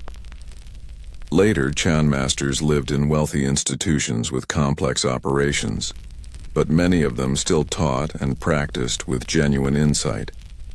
The contradiction wasn't something to be solved, but something to be lived within, acknowledged honestly rather than explained away. Cha-chan yi-wei, cha-chan yi-wei, tea and chan. One taste. This phrase emerged during the Song Dynasty to describe the relationship between tea culture and Chan practice. It suggested that properly understood, tea drinking and Buddhist meditation were expressions of the same fundamental awareness. Both required presence. Both cultivated attention. Both transformed ordinary activity into spiritual practice. The phrase became popular among Chan monks and secular tea enthusiasts alike, though they probably understood it differently. For monks, it meant that tea drinking could embody Chan principles. For secular tea enthusiasts, it suggested that their sophisticated tea culture had spiritual dimensions. But what did tea and Chan one taste actually mean in practice? Consider a typical day in a Song Dynasty Chan monastery. Monks woke before dawn, perhaps around 4 a.m. They gathered in the meditation hall for the first sitting session. After an hour or more of meditation, they took a break. This was when the morning tea service occurred. A monk designated for tea duty had already prepared boiling water. He added tea leaves, not elaborate whisked tea, just simple leaf tea steeped in hot water. He poured tea into cups for each monk. They drank in silence or near silence, perhaps with quiet conversation. The tea was hot, slightly bitter, reviving. It helped wake them fully, preparing them for the day ahead. After tea, monks engaged in various activities depending on their roles. Some went to the tea gardens to work. This might involve weeding around tea plants, checking for pests, assessing plant health or during appropriate seasons, picking leaves or pruning. The work was physical, often monotonous. It required attention. You needed to distinguish weeds from desirable plants, to pick leaves without damaging the bush, to notice signs of disease or pest damage. But it didn't require complex thinking. This combination of physical activity and simple attention made garden work a form of meditation, assuming you approached it with proper awareness. Other monks worked in tea processing. During harvest seasons, this meant steaming freshly picked leaves to halt oxidation, then pressing them into molds to create tea cakes, or drying them to produce loose-leaf tea. The timing mattered enormously. Steam leaves too long and they became overcooked, losing flavor and color. Steam them too briefly and oxidation continued, producing inferior tea. The pressure used for pressing tea cakes affected their density and how they aged. Every step required judgment based on experience. Processing tea well meant staying present, observing carefully, and responding appropriately to what you observed, exactly what meditation cultivated. Still other monks handled administrative duties, including managing the monastery's tea-related activities. They kept records of tea production, organized distribution of tea within the monastery, handled sales of surplus tea, arranged tea services for visitors. This work required different skills, literacy, numerical ability, social competence, but it could also be approached as practice. Keeping accurate records demanded attention to detail. Fair distribution required equanimity and freedom from favoritism. Interaction with merchants and visitors provided opportunities to practice patience, clarity of communication, and appropriate response to various situations. Throughout the day, monks drank tea multiple times. After morning work periods, during study sessions, after afternoon meditation in the evening, each instance of tea drinking could be simply habitual, an automatic activity performed without awareness. Or it could be a moment of practice, an opportunity to return to presence. The difference wasn't in the tea or the preparation method. The difference was in whether you brought attention to what you were doing. This is what tea and chan, one taste, meant at its best. Not that elaborate tea ceremonies were inherently spiritual. Not that expensive tea had special properties. Not that certain implements or procedures guaranteed enlightenment. But that the ordinary activity of drinking tea, like any ordinary activity, could become a vehicle for awareness if you approached it correctly. The tea didn't need to be special. The preparation didn't need to be complex. What mattered was whether you were present for the experience. But living this principle consistently proved difficult. Monasteries needed income, which encouraged producing the best tea possible and charging accordingly. Reputation mattered for attracting students and donations, which encouraged competing with other monasteries. Social obligations required hosting elaborate tea gatherings for important visitors. These practical pressures pushed monasteries toward more sophisticated tea culture, even when masters taught that simplicity was spiritually superior. The gap between teaching and practice, between ideal and reality, remained. By the late Song Dynasty, Chan monasteries had become so successful and influential that they faced a different kind of threat: government regulation and taxation. Officials recognized that monasteries controlled substantial wealth, including valuable tea gardens. They began imposing taxes on monastery lands and regulating monastery operations. Some officials questioned whether monasteries deserved their tax-exempt status given their commercial activities. These pressures would intensify during subsequent dynasties, eventually leading to government policies that dramatically reduced Buddhist institutions' wealth and influence.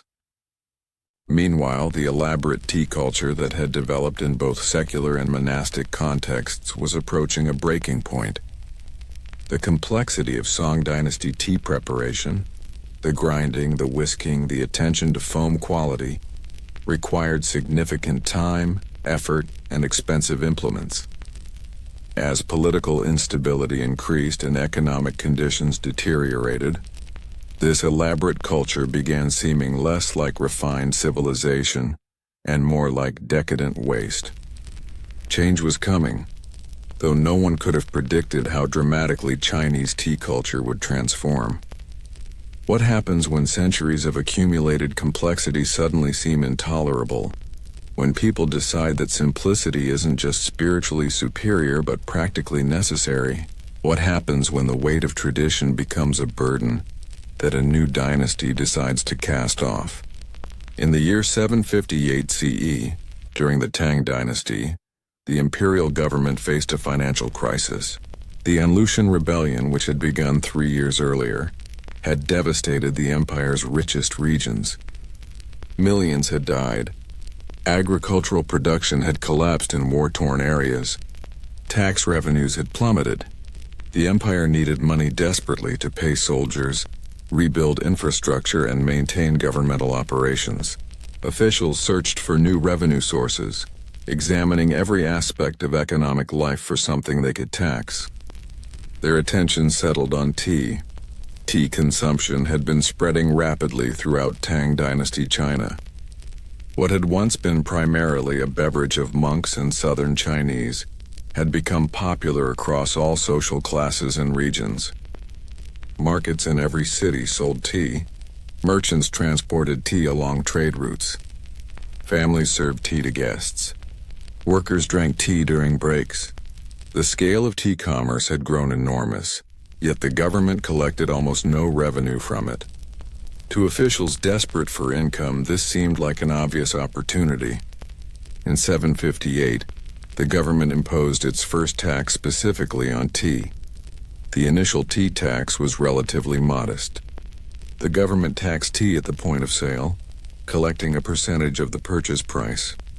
Merchants grumbled about the new burden, and consumers noticed that tea prices increased, but the tax didn't trigger immediate crisis.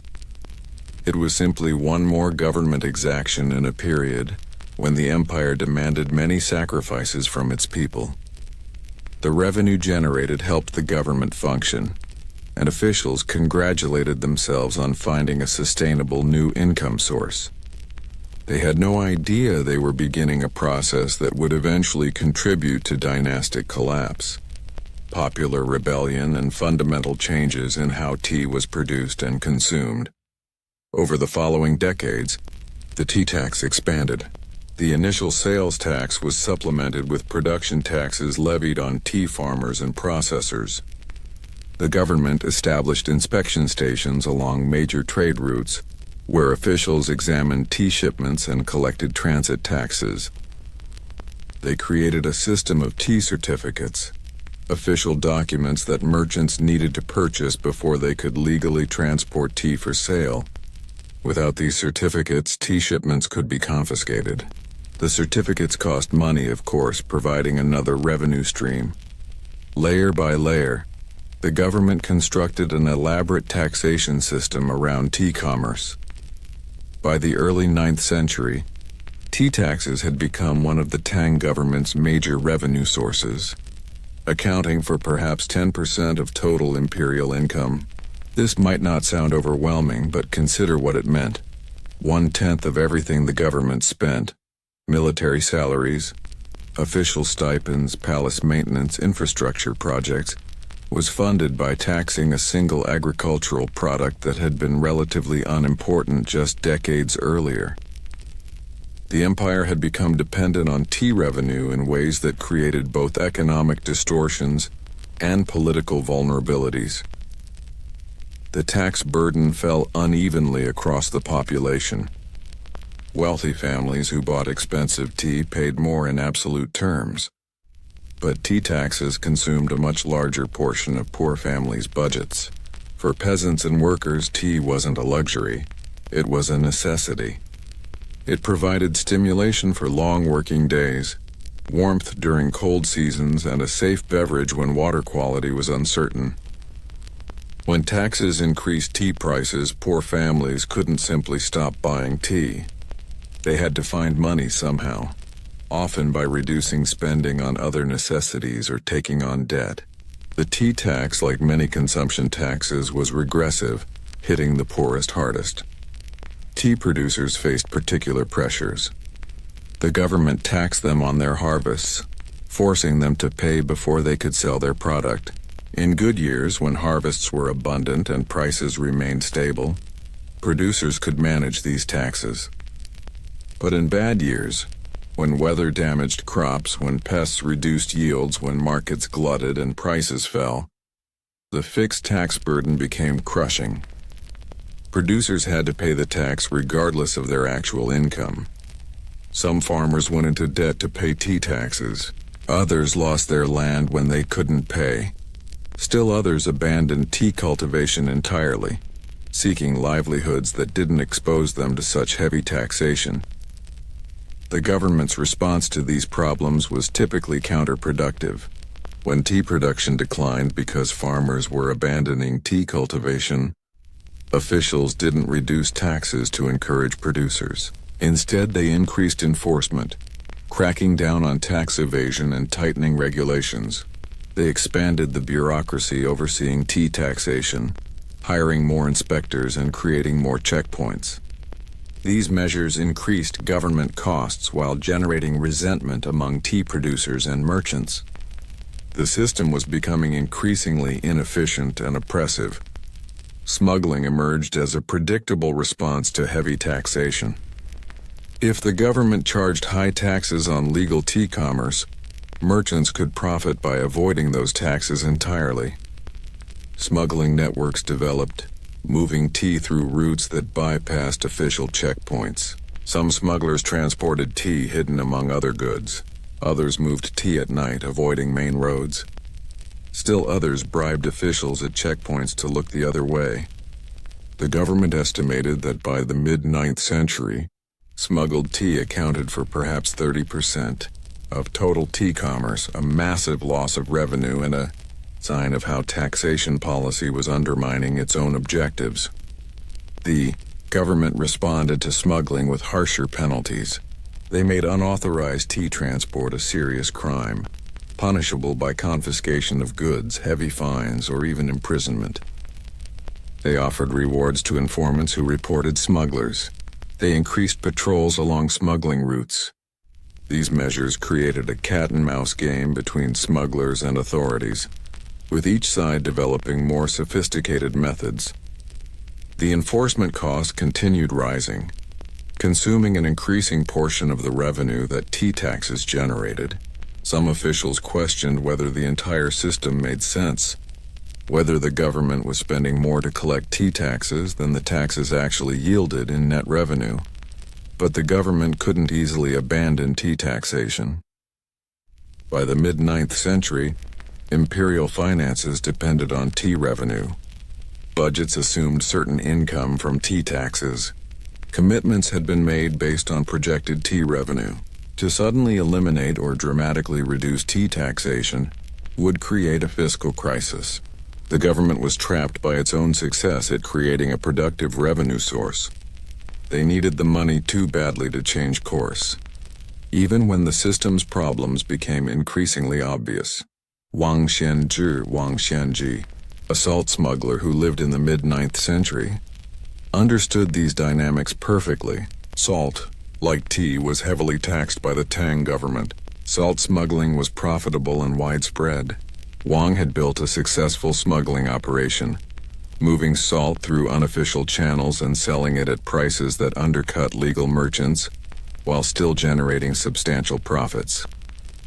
He employed dozens of men in his organization. He bribed local officials. He fought off competitors. He had become essentially a criminal entrepreneur, operating a medium-sized business in the black market that government taxation policies had created. By the 870s, Wang Xianji had expanded his operations to include tea smuggling alongside salt. The logic was identical. Government taxes made legal tea expensive, creating market opportunities for those willing to operate outside the law. Wang's organization grew larger and more sophisticated, but he faced a problem common to successful criminals. As his operation expanded, it became harder to conceal and easier for authorities to target. Local officials, under pressure from the central government to crack down on smuggling, began focusing attention on Wang's activities. They seized some of his shipments. They arrested some of his men. They made his business increasingly difficult and dangerous. In 875 CE, facing mounting pressure from authorities and seeing that his smuggling operation was becoming unsustainable, Wang Xianji made a decision that would change his life and contribute to the Tang Dynasty's eventual collapse. Instead of retreating or trying to negotiate some accommodation with officials, he decided to rebel. He gathered his men, experienced fighters who had been protecting smuggling operations, and attacked local government offices. This wasn't a sophisticated political movement with clear ideological goals. It was a criminal organization transforming into an armed rebellion because the government had made their previous activities impossible. What happened next? And how did a salt and tea smugglers' rebellion connect to broader social resentments about taxation and government corruption? How did anger about tea taxes contribute to the chaos that would eventually destroy the Tang dynasty? Wang Xianji's initial rebellion in 875 CE attracted followers with surprising speed. Within months, thousands of men had joined his forces. These weren't professional soldiers or committed revolutionaries. They were salt and tea smugglers, unemployed workers, indebted farmers, and dispossessed peasants, people who had been pushed to society's margins by economic pressures that included, but extended far beyond, tea taxation. The Tang dynasty's final decades had seen accumulating problems: official corruption, military weakness, natural disasters, and above all, an increasingly oppressive tax system that extracted revenue through methods that seemed designed to maximize resentment while minimizing efficiency. Wang Xianzhi's rebellion was soon joined by another rebel leader named Huang Chao, a man from a salt merchant family who had repeatedly failed the imperial examinations and harbored deep resentment toward the government that had rejected him. Huang Chao brought education and organizational skills that Wang Xianzhi lacked. Together, they commanded a rebel army that grew to perhaps 100,000 men. They moved through southeastern China, attacking cities, seizing government warehouses, and defeating the poorly organized provincial forces sent against them. The rebellion spread not because Wang and Huang were brilliant military strategists, they weren't, but because so many people were willing to join them, willing to risk death fighting the government because their current circumstances felt intolerable. The rebel armies specifically targeted tea and salt tax collection infrastructure. They burned government tea inspection stations. They destroyed tax records. They killed tax collectors. This wasn't random violence. It was deliberate destruction of the mechanisms through which the government extracted revenue from commodities that people needed for daily life. When rebels captured a city, one of their first acts was often to open government tea and salt warehouses, distributing the contents to the population. This made them popular, at least temporarily, though it also revealed the rebellion's lack of long-term planning. Distributing stored tea and salt provided immediate benefit to local populations, but it didn't create sustainable alternative systems for producing and distributing these goods. In 878 CE, Wang Xianzhi died in battle, but Huang Chao continued the rebellion. His forces moved north, heading toward the capital region. The Tang government, distracted by internal political conflicts and weakened by decades of declining revenue and authority, couldn't organize effective resistance. In 880 CE, Huang Chao's forces entered Chang'an, the Tang capital, one of the world's great cities with perhaps 1 million inhabitants. The emperor fled. Huang Chao declared himself emperor of a new dynasty. It seemed like the Tang dynasty might actually collapse, brought down partly by resentment over tea and salt taxes, destroyed by rebels who had started as smugglers trying to avoid taxation on basic commodities.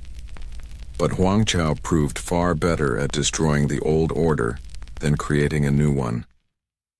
His administration of Chang'an was chaotic and brutal. He couldn't establish effective governance. He alienated potential supporters through arbitrary violence. His forces lacked discipline. They looted rather than administered. Within a few years, Tang loyalist forces had regrouped and begun counterattacking. By 884 CE, they had recaptured Chang'an. Huang Chao fled and soon after committed suicide. His rebellion had failed to establish a new dynasty, but it had mortally wounded the Tang dynasty. The empire survived in name for another 3 decades, but real power had fragmented among regional military commanders. The age of Tang glory was over. How much did tea taxation contribute to this catastrophe? Historians debate this question, and the honest answer is that we cannot separate tea taxation's specific impact from the broader pattern of governmental dysfunction and oppressive revenue extraction. Tea taxes were one element in a system that included salt monopolies, grain requisitions, corvée labor obligations, commercial fees, and countless other impositions. What made the system intolerable wasn't any single tax, but the cumulative burden combined with perception that the government was corrupt, incompetent, and indifferent to people's suffering. Tea taxation mattered because tea was important in daily life, because the taxes were regressive and oppressive, and because the government's enforcement methods created opportunities for criminals turned rebels, like Wang Xianji and Huang Chao. The lesson the next dynasty drew from Tang's collapse wasn't to abandon tea taxation, revenue was still needed, but to try managing it more carefully. The Song Dynasty, established in 960 CE, continued taxing tea but initially attempted more moderate approaches. They reduced tax rates compared to late Tang levels. They simplified collection procedures. They tried to balance revenue needs against the risk of triggering resentment that could fuel rebellion. For several decades, this more moderate approach worked reasonably well. Tea taxes generated significant revenue without causing the extreme problems that had contributed to Tang's collapse. But governmental need for revenue was relentless. Wars against northern rivals were expensive. The bureaucracy expanded. Infrastructure required maintenance. Imperial households demanded funds. Gradually, Song Dynasty tea taxes increased.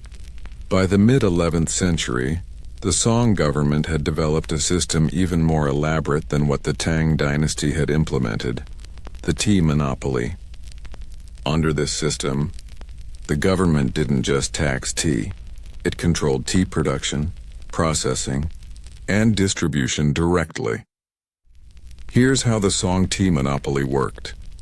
Tea farmers had to sell their entire harvest to government purchasing offices at prices the government set. These prices were typically well below market value. The government then processed this tea in state-run facilities and sold it through official merchants at much higher prices.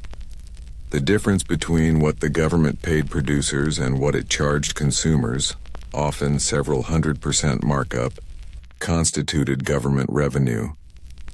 The monopoly generated enormous income for the state, but it did so by effectively expropriating tea producers' labor and exploiting tea consumers. The system created predictable problems. Tea farmers, forced to sell at below-market prices, had little incentive to produce high-quality tea. Why invest effort in careful cultivation and processing when the government paid the same price regardless of quality? Production became increasingly focused on quantity over quality. Tea grades declined. Meanwhile, consumers paid artificially high prices for increasingly mediocre tea. The price differential between official tea and smuggled tea became enormous, creating huge profit opportunities for smugglers willing to risk punishment. The Song government's response was to make punishments for tea smuggling increasingly severe. By the 11th century, unauthorized tea cultivation, processing, transport, or sale could result in beatings, exile, or even death. The government established elaborate inspection systems with checkpoints every few dozen miles along major routes. They required detailed paperwork for all legal tea transport.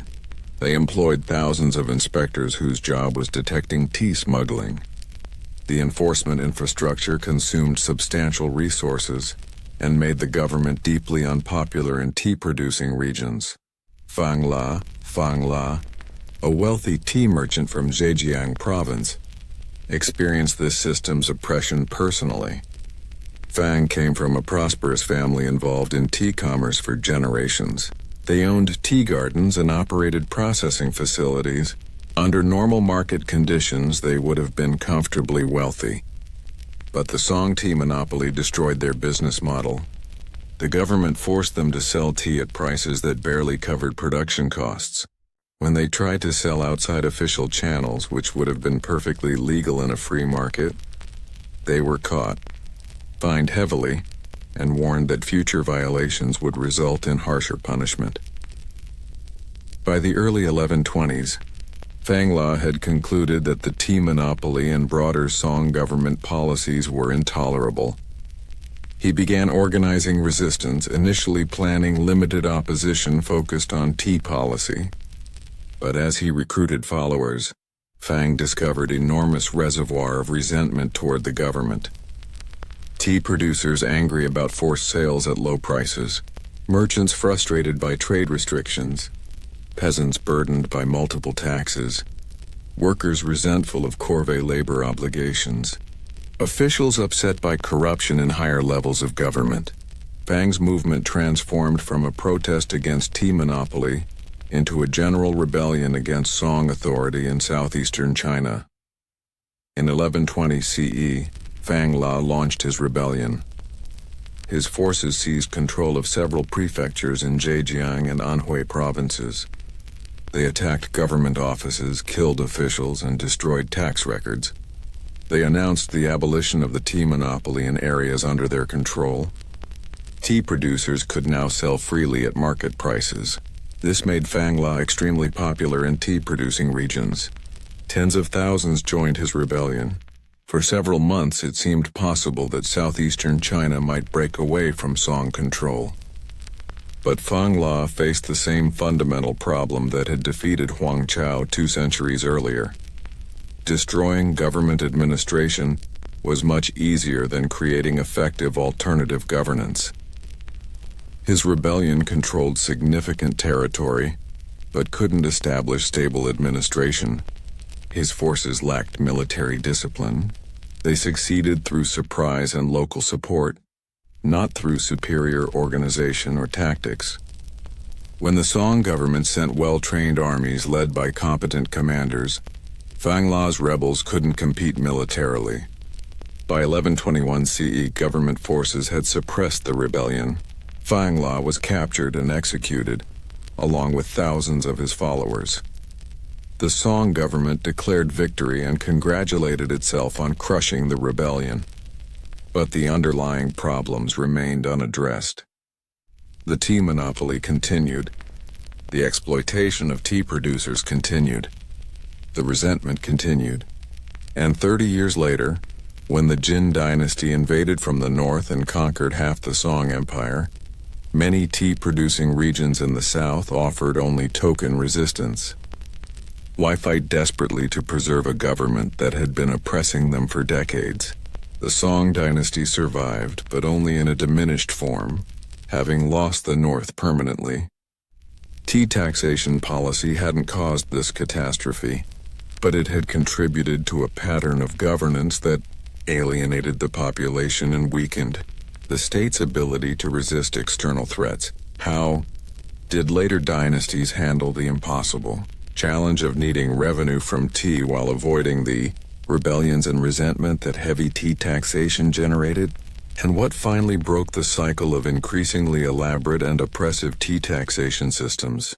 The pattern repeated with numbing consistency across centuries. A dynasty would establish itself, initially maintaining moderate tea taxation. Revenue needs would grow. Wars, bureaucracy, infrastructure, imperial extravagance. Tea taxes would increase. Enforcement would tighten. Smuggling would expand. The government would crack down harder. Resentment would build. Eventually, some combination of tea-related grievances and broader social problems would trigger rebellion. The dynasty would suppress the rebellion if it could, but at enormous cost. The cycle would begin again. Why couldn't dynasties break this pattern? Why did they repeatedly pursue tea taxation policies that undermined their own long-term stability? The answer lies in the logic of pre-modern state finance. Governments had limited revenue options. They could tax agricultural land, but this required complex cadastral surveys and faced resistance from powerful landlords, who often evaded their obligations through political connections. They could impose labor obligations, but this disrupted agricultural production and generated resentment. They could tax commerce, but merchants were mobile and could avoid taxes by shifting trade routes or engaging in smuggling. They could monopolize valuable commodities, controlling production and distribution directly. Tea, from a government finance perspective, was nearly ideal for taxation and monopolization. Tea plants were immobile. Once a tea garden was established, it couldn't be relocated to avoid taxation. Tea production was geographically concentrated in specific regions, making enforcement easier than for widely dispersed crops. Tea was a necessity for much of the population, ensuring consistent demand regardless of price. Tea was valuable relative to its weight, making the ratio of tax revenue to enforcement costs favorable, and tea production required processing knowledge and equipment that made illegal production somewhat difficult, though never impossible. The Yuan dynasty, established by Mongol conquerors in 1271, inherited the Song Dynasty's tea monopoly system and initially continued it. But the Mongols faced a particular challenge.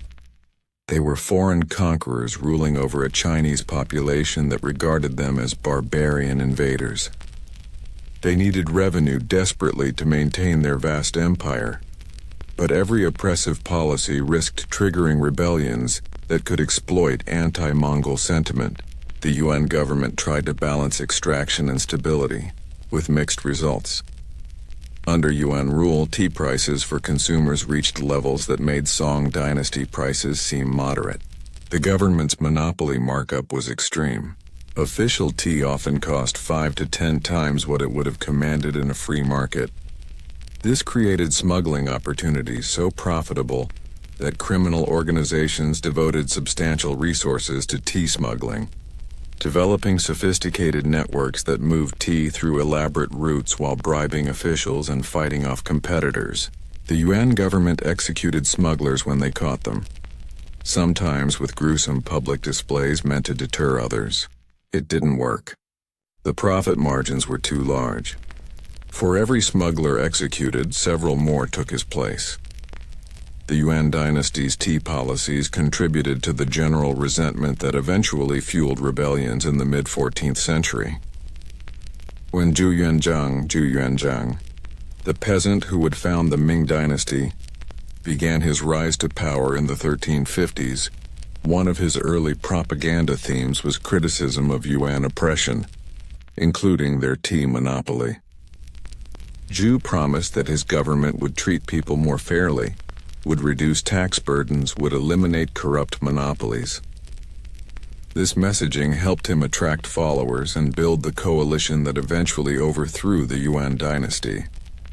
After establishing the Ming dynasty in 1368, Zhu Yuanzhang, now known as the Hongwu Emperor, faced the same fiscal pressures that had driven previous dynasties toward oppressive tea policies. He needed revenue. He had armies to pay, borders to defend, bureaucracy to maintain, infrastructure to build, and he had tea, sitting there in gardens across southern China waiting to be taxed. The temptation was overwhelming. But Hongwu remembered his propaganda, remembered his promises about fair treatment and reduced burdens. He needed to find a different approach. The Ming dynasty's solution was to fundamentally restructure tea taxation.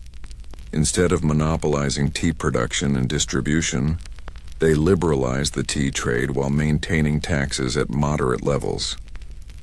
Tea producers could sell freely to merchants at market prices.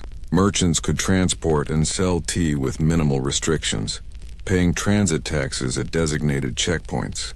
The tax rates were set low enough that smuggling's profit margins became much smaller, reducing the incentive for illegal trade. This approach generated less revenue per unit of tea than the monopoly system, but it generated more revenue overall because it encouraged expanded production and reduced enforcement costs.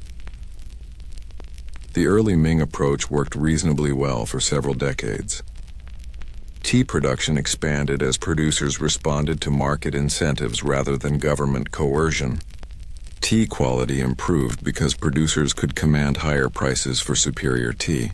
Tax revenue from tea remained substantial, without triggering the levels of resentment that monopoly policies had generated.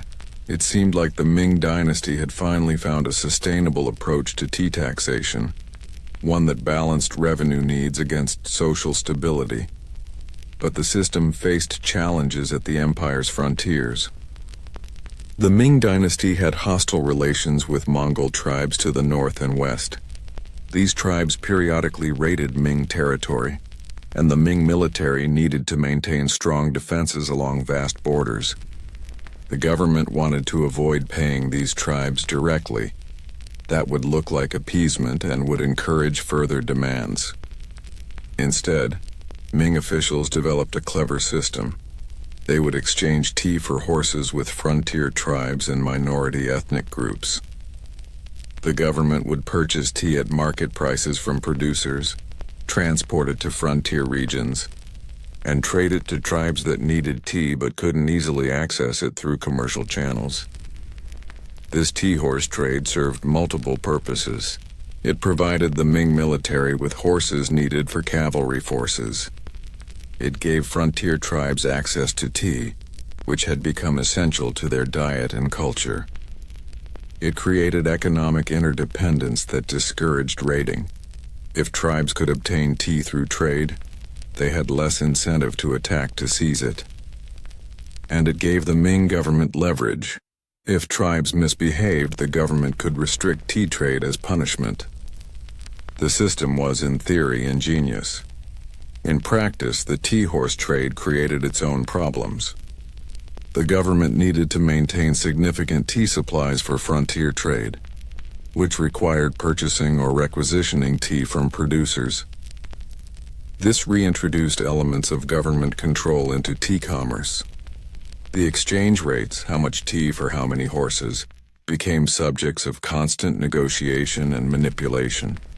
Frontier officials often cheated both the tribes they traded with and the government they served, pocketing differences or substituting inferior tea while claiming they had delivered premium grades. The tribes complained about quality and exchange rates. The government complained about costs. Merchants complained that government purchases for frontier trade distorted markets. By the late 15th century, the Ming tea taxation system had become significantly more complex and oppressive than the early Ming's liberalized approach. The government had increased tax rates. They had reintroduced various restrictions on tea commerce, ostensibly to ensure adequate supplies for frontier trade. They had expanded the bureaucracy overseeing tea, creating more officials whose salaries consumed more revenue. The elegant solution that early Ming reformers had designed was gradually being corrupted by the same pressures that had driven previous dynasties toward oppressive policies. The relentless need for revenue and the tendency of bureaucracies to expand and complicate. But something else was changing that would ultimately transform Chinese tea culture more fundamentally than any government policy. Popular taste. Throughout the Yuan and early Ming periods, the elaborate whisked tea preparations that Song Dynasty culture had perfected remained the standard among educated elites. Tea was still ground into powder, whisked into foam, evaluated by aesthetic criteria. This method was expensive, time-consuming, and required specialized knowledge and equipment.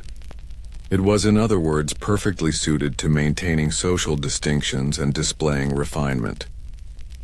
But it was also increasingly seeming obsolete to a new generation that valued different qualities.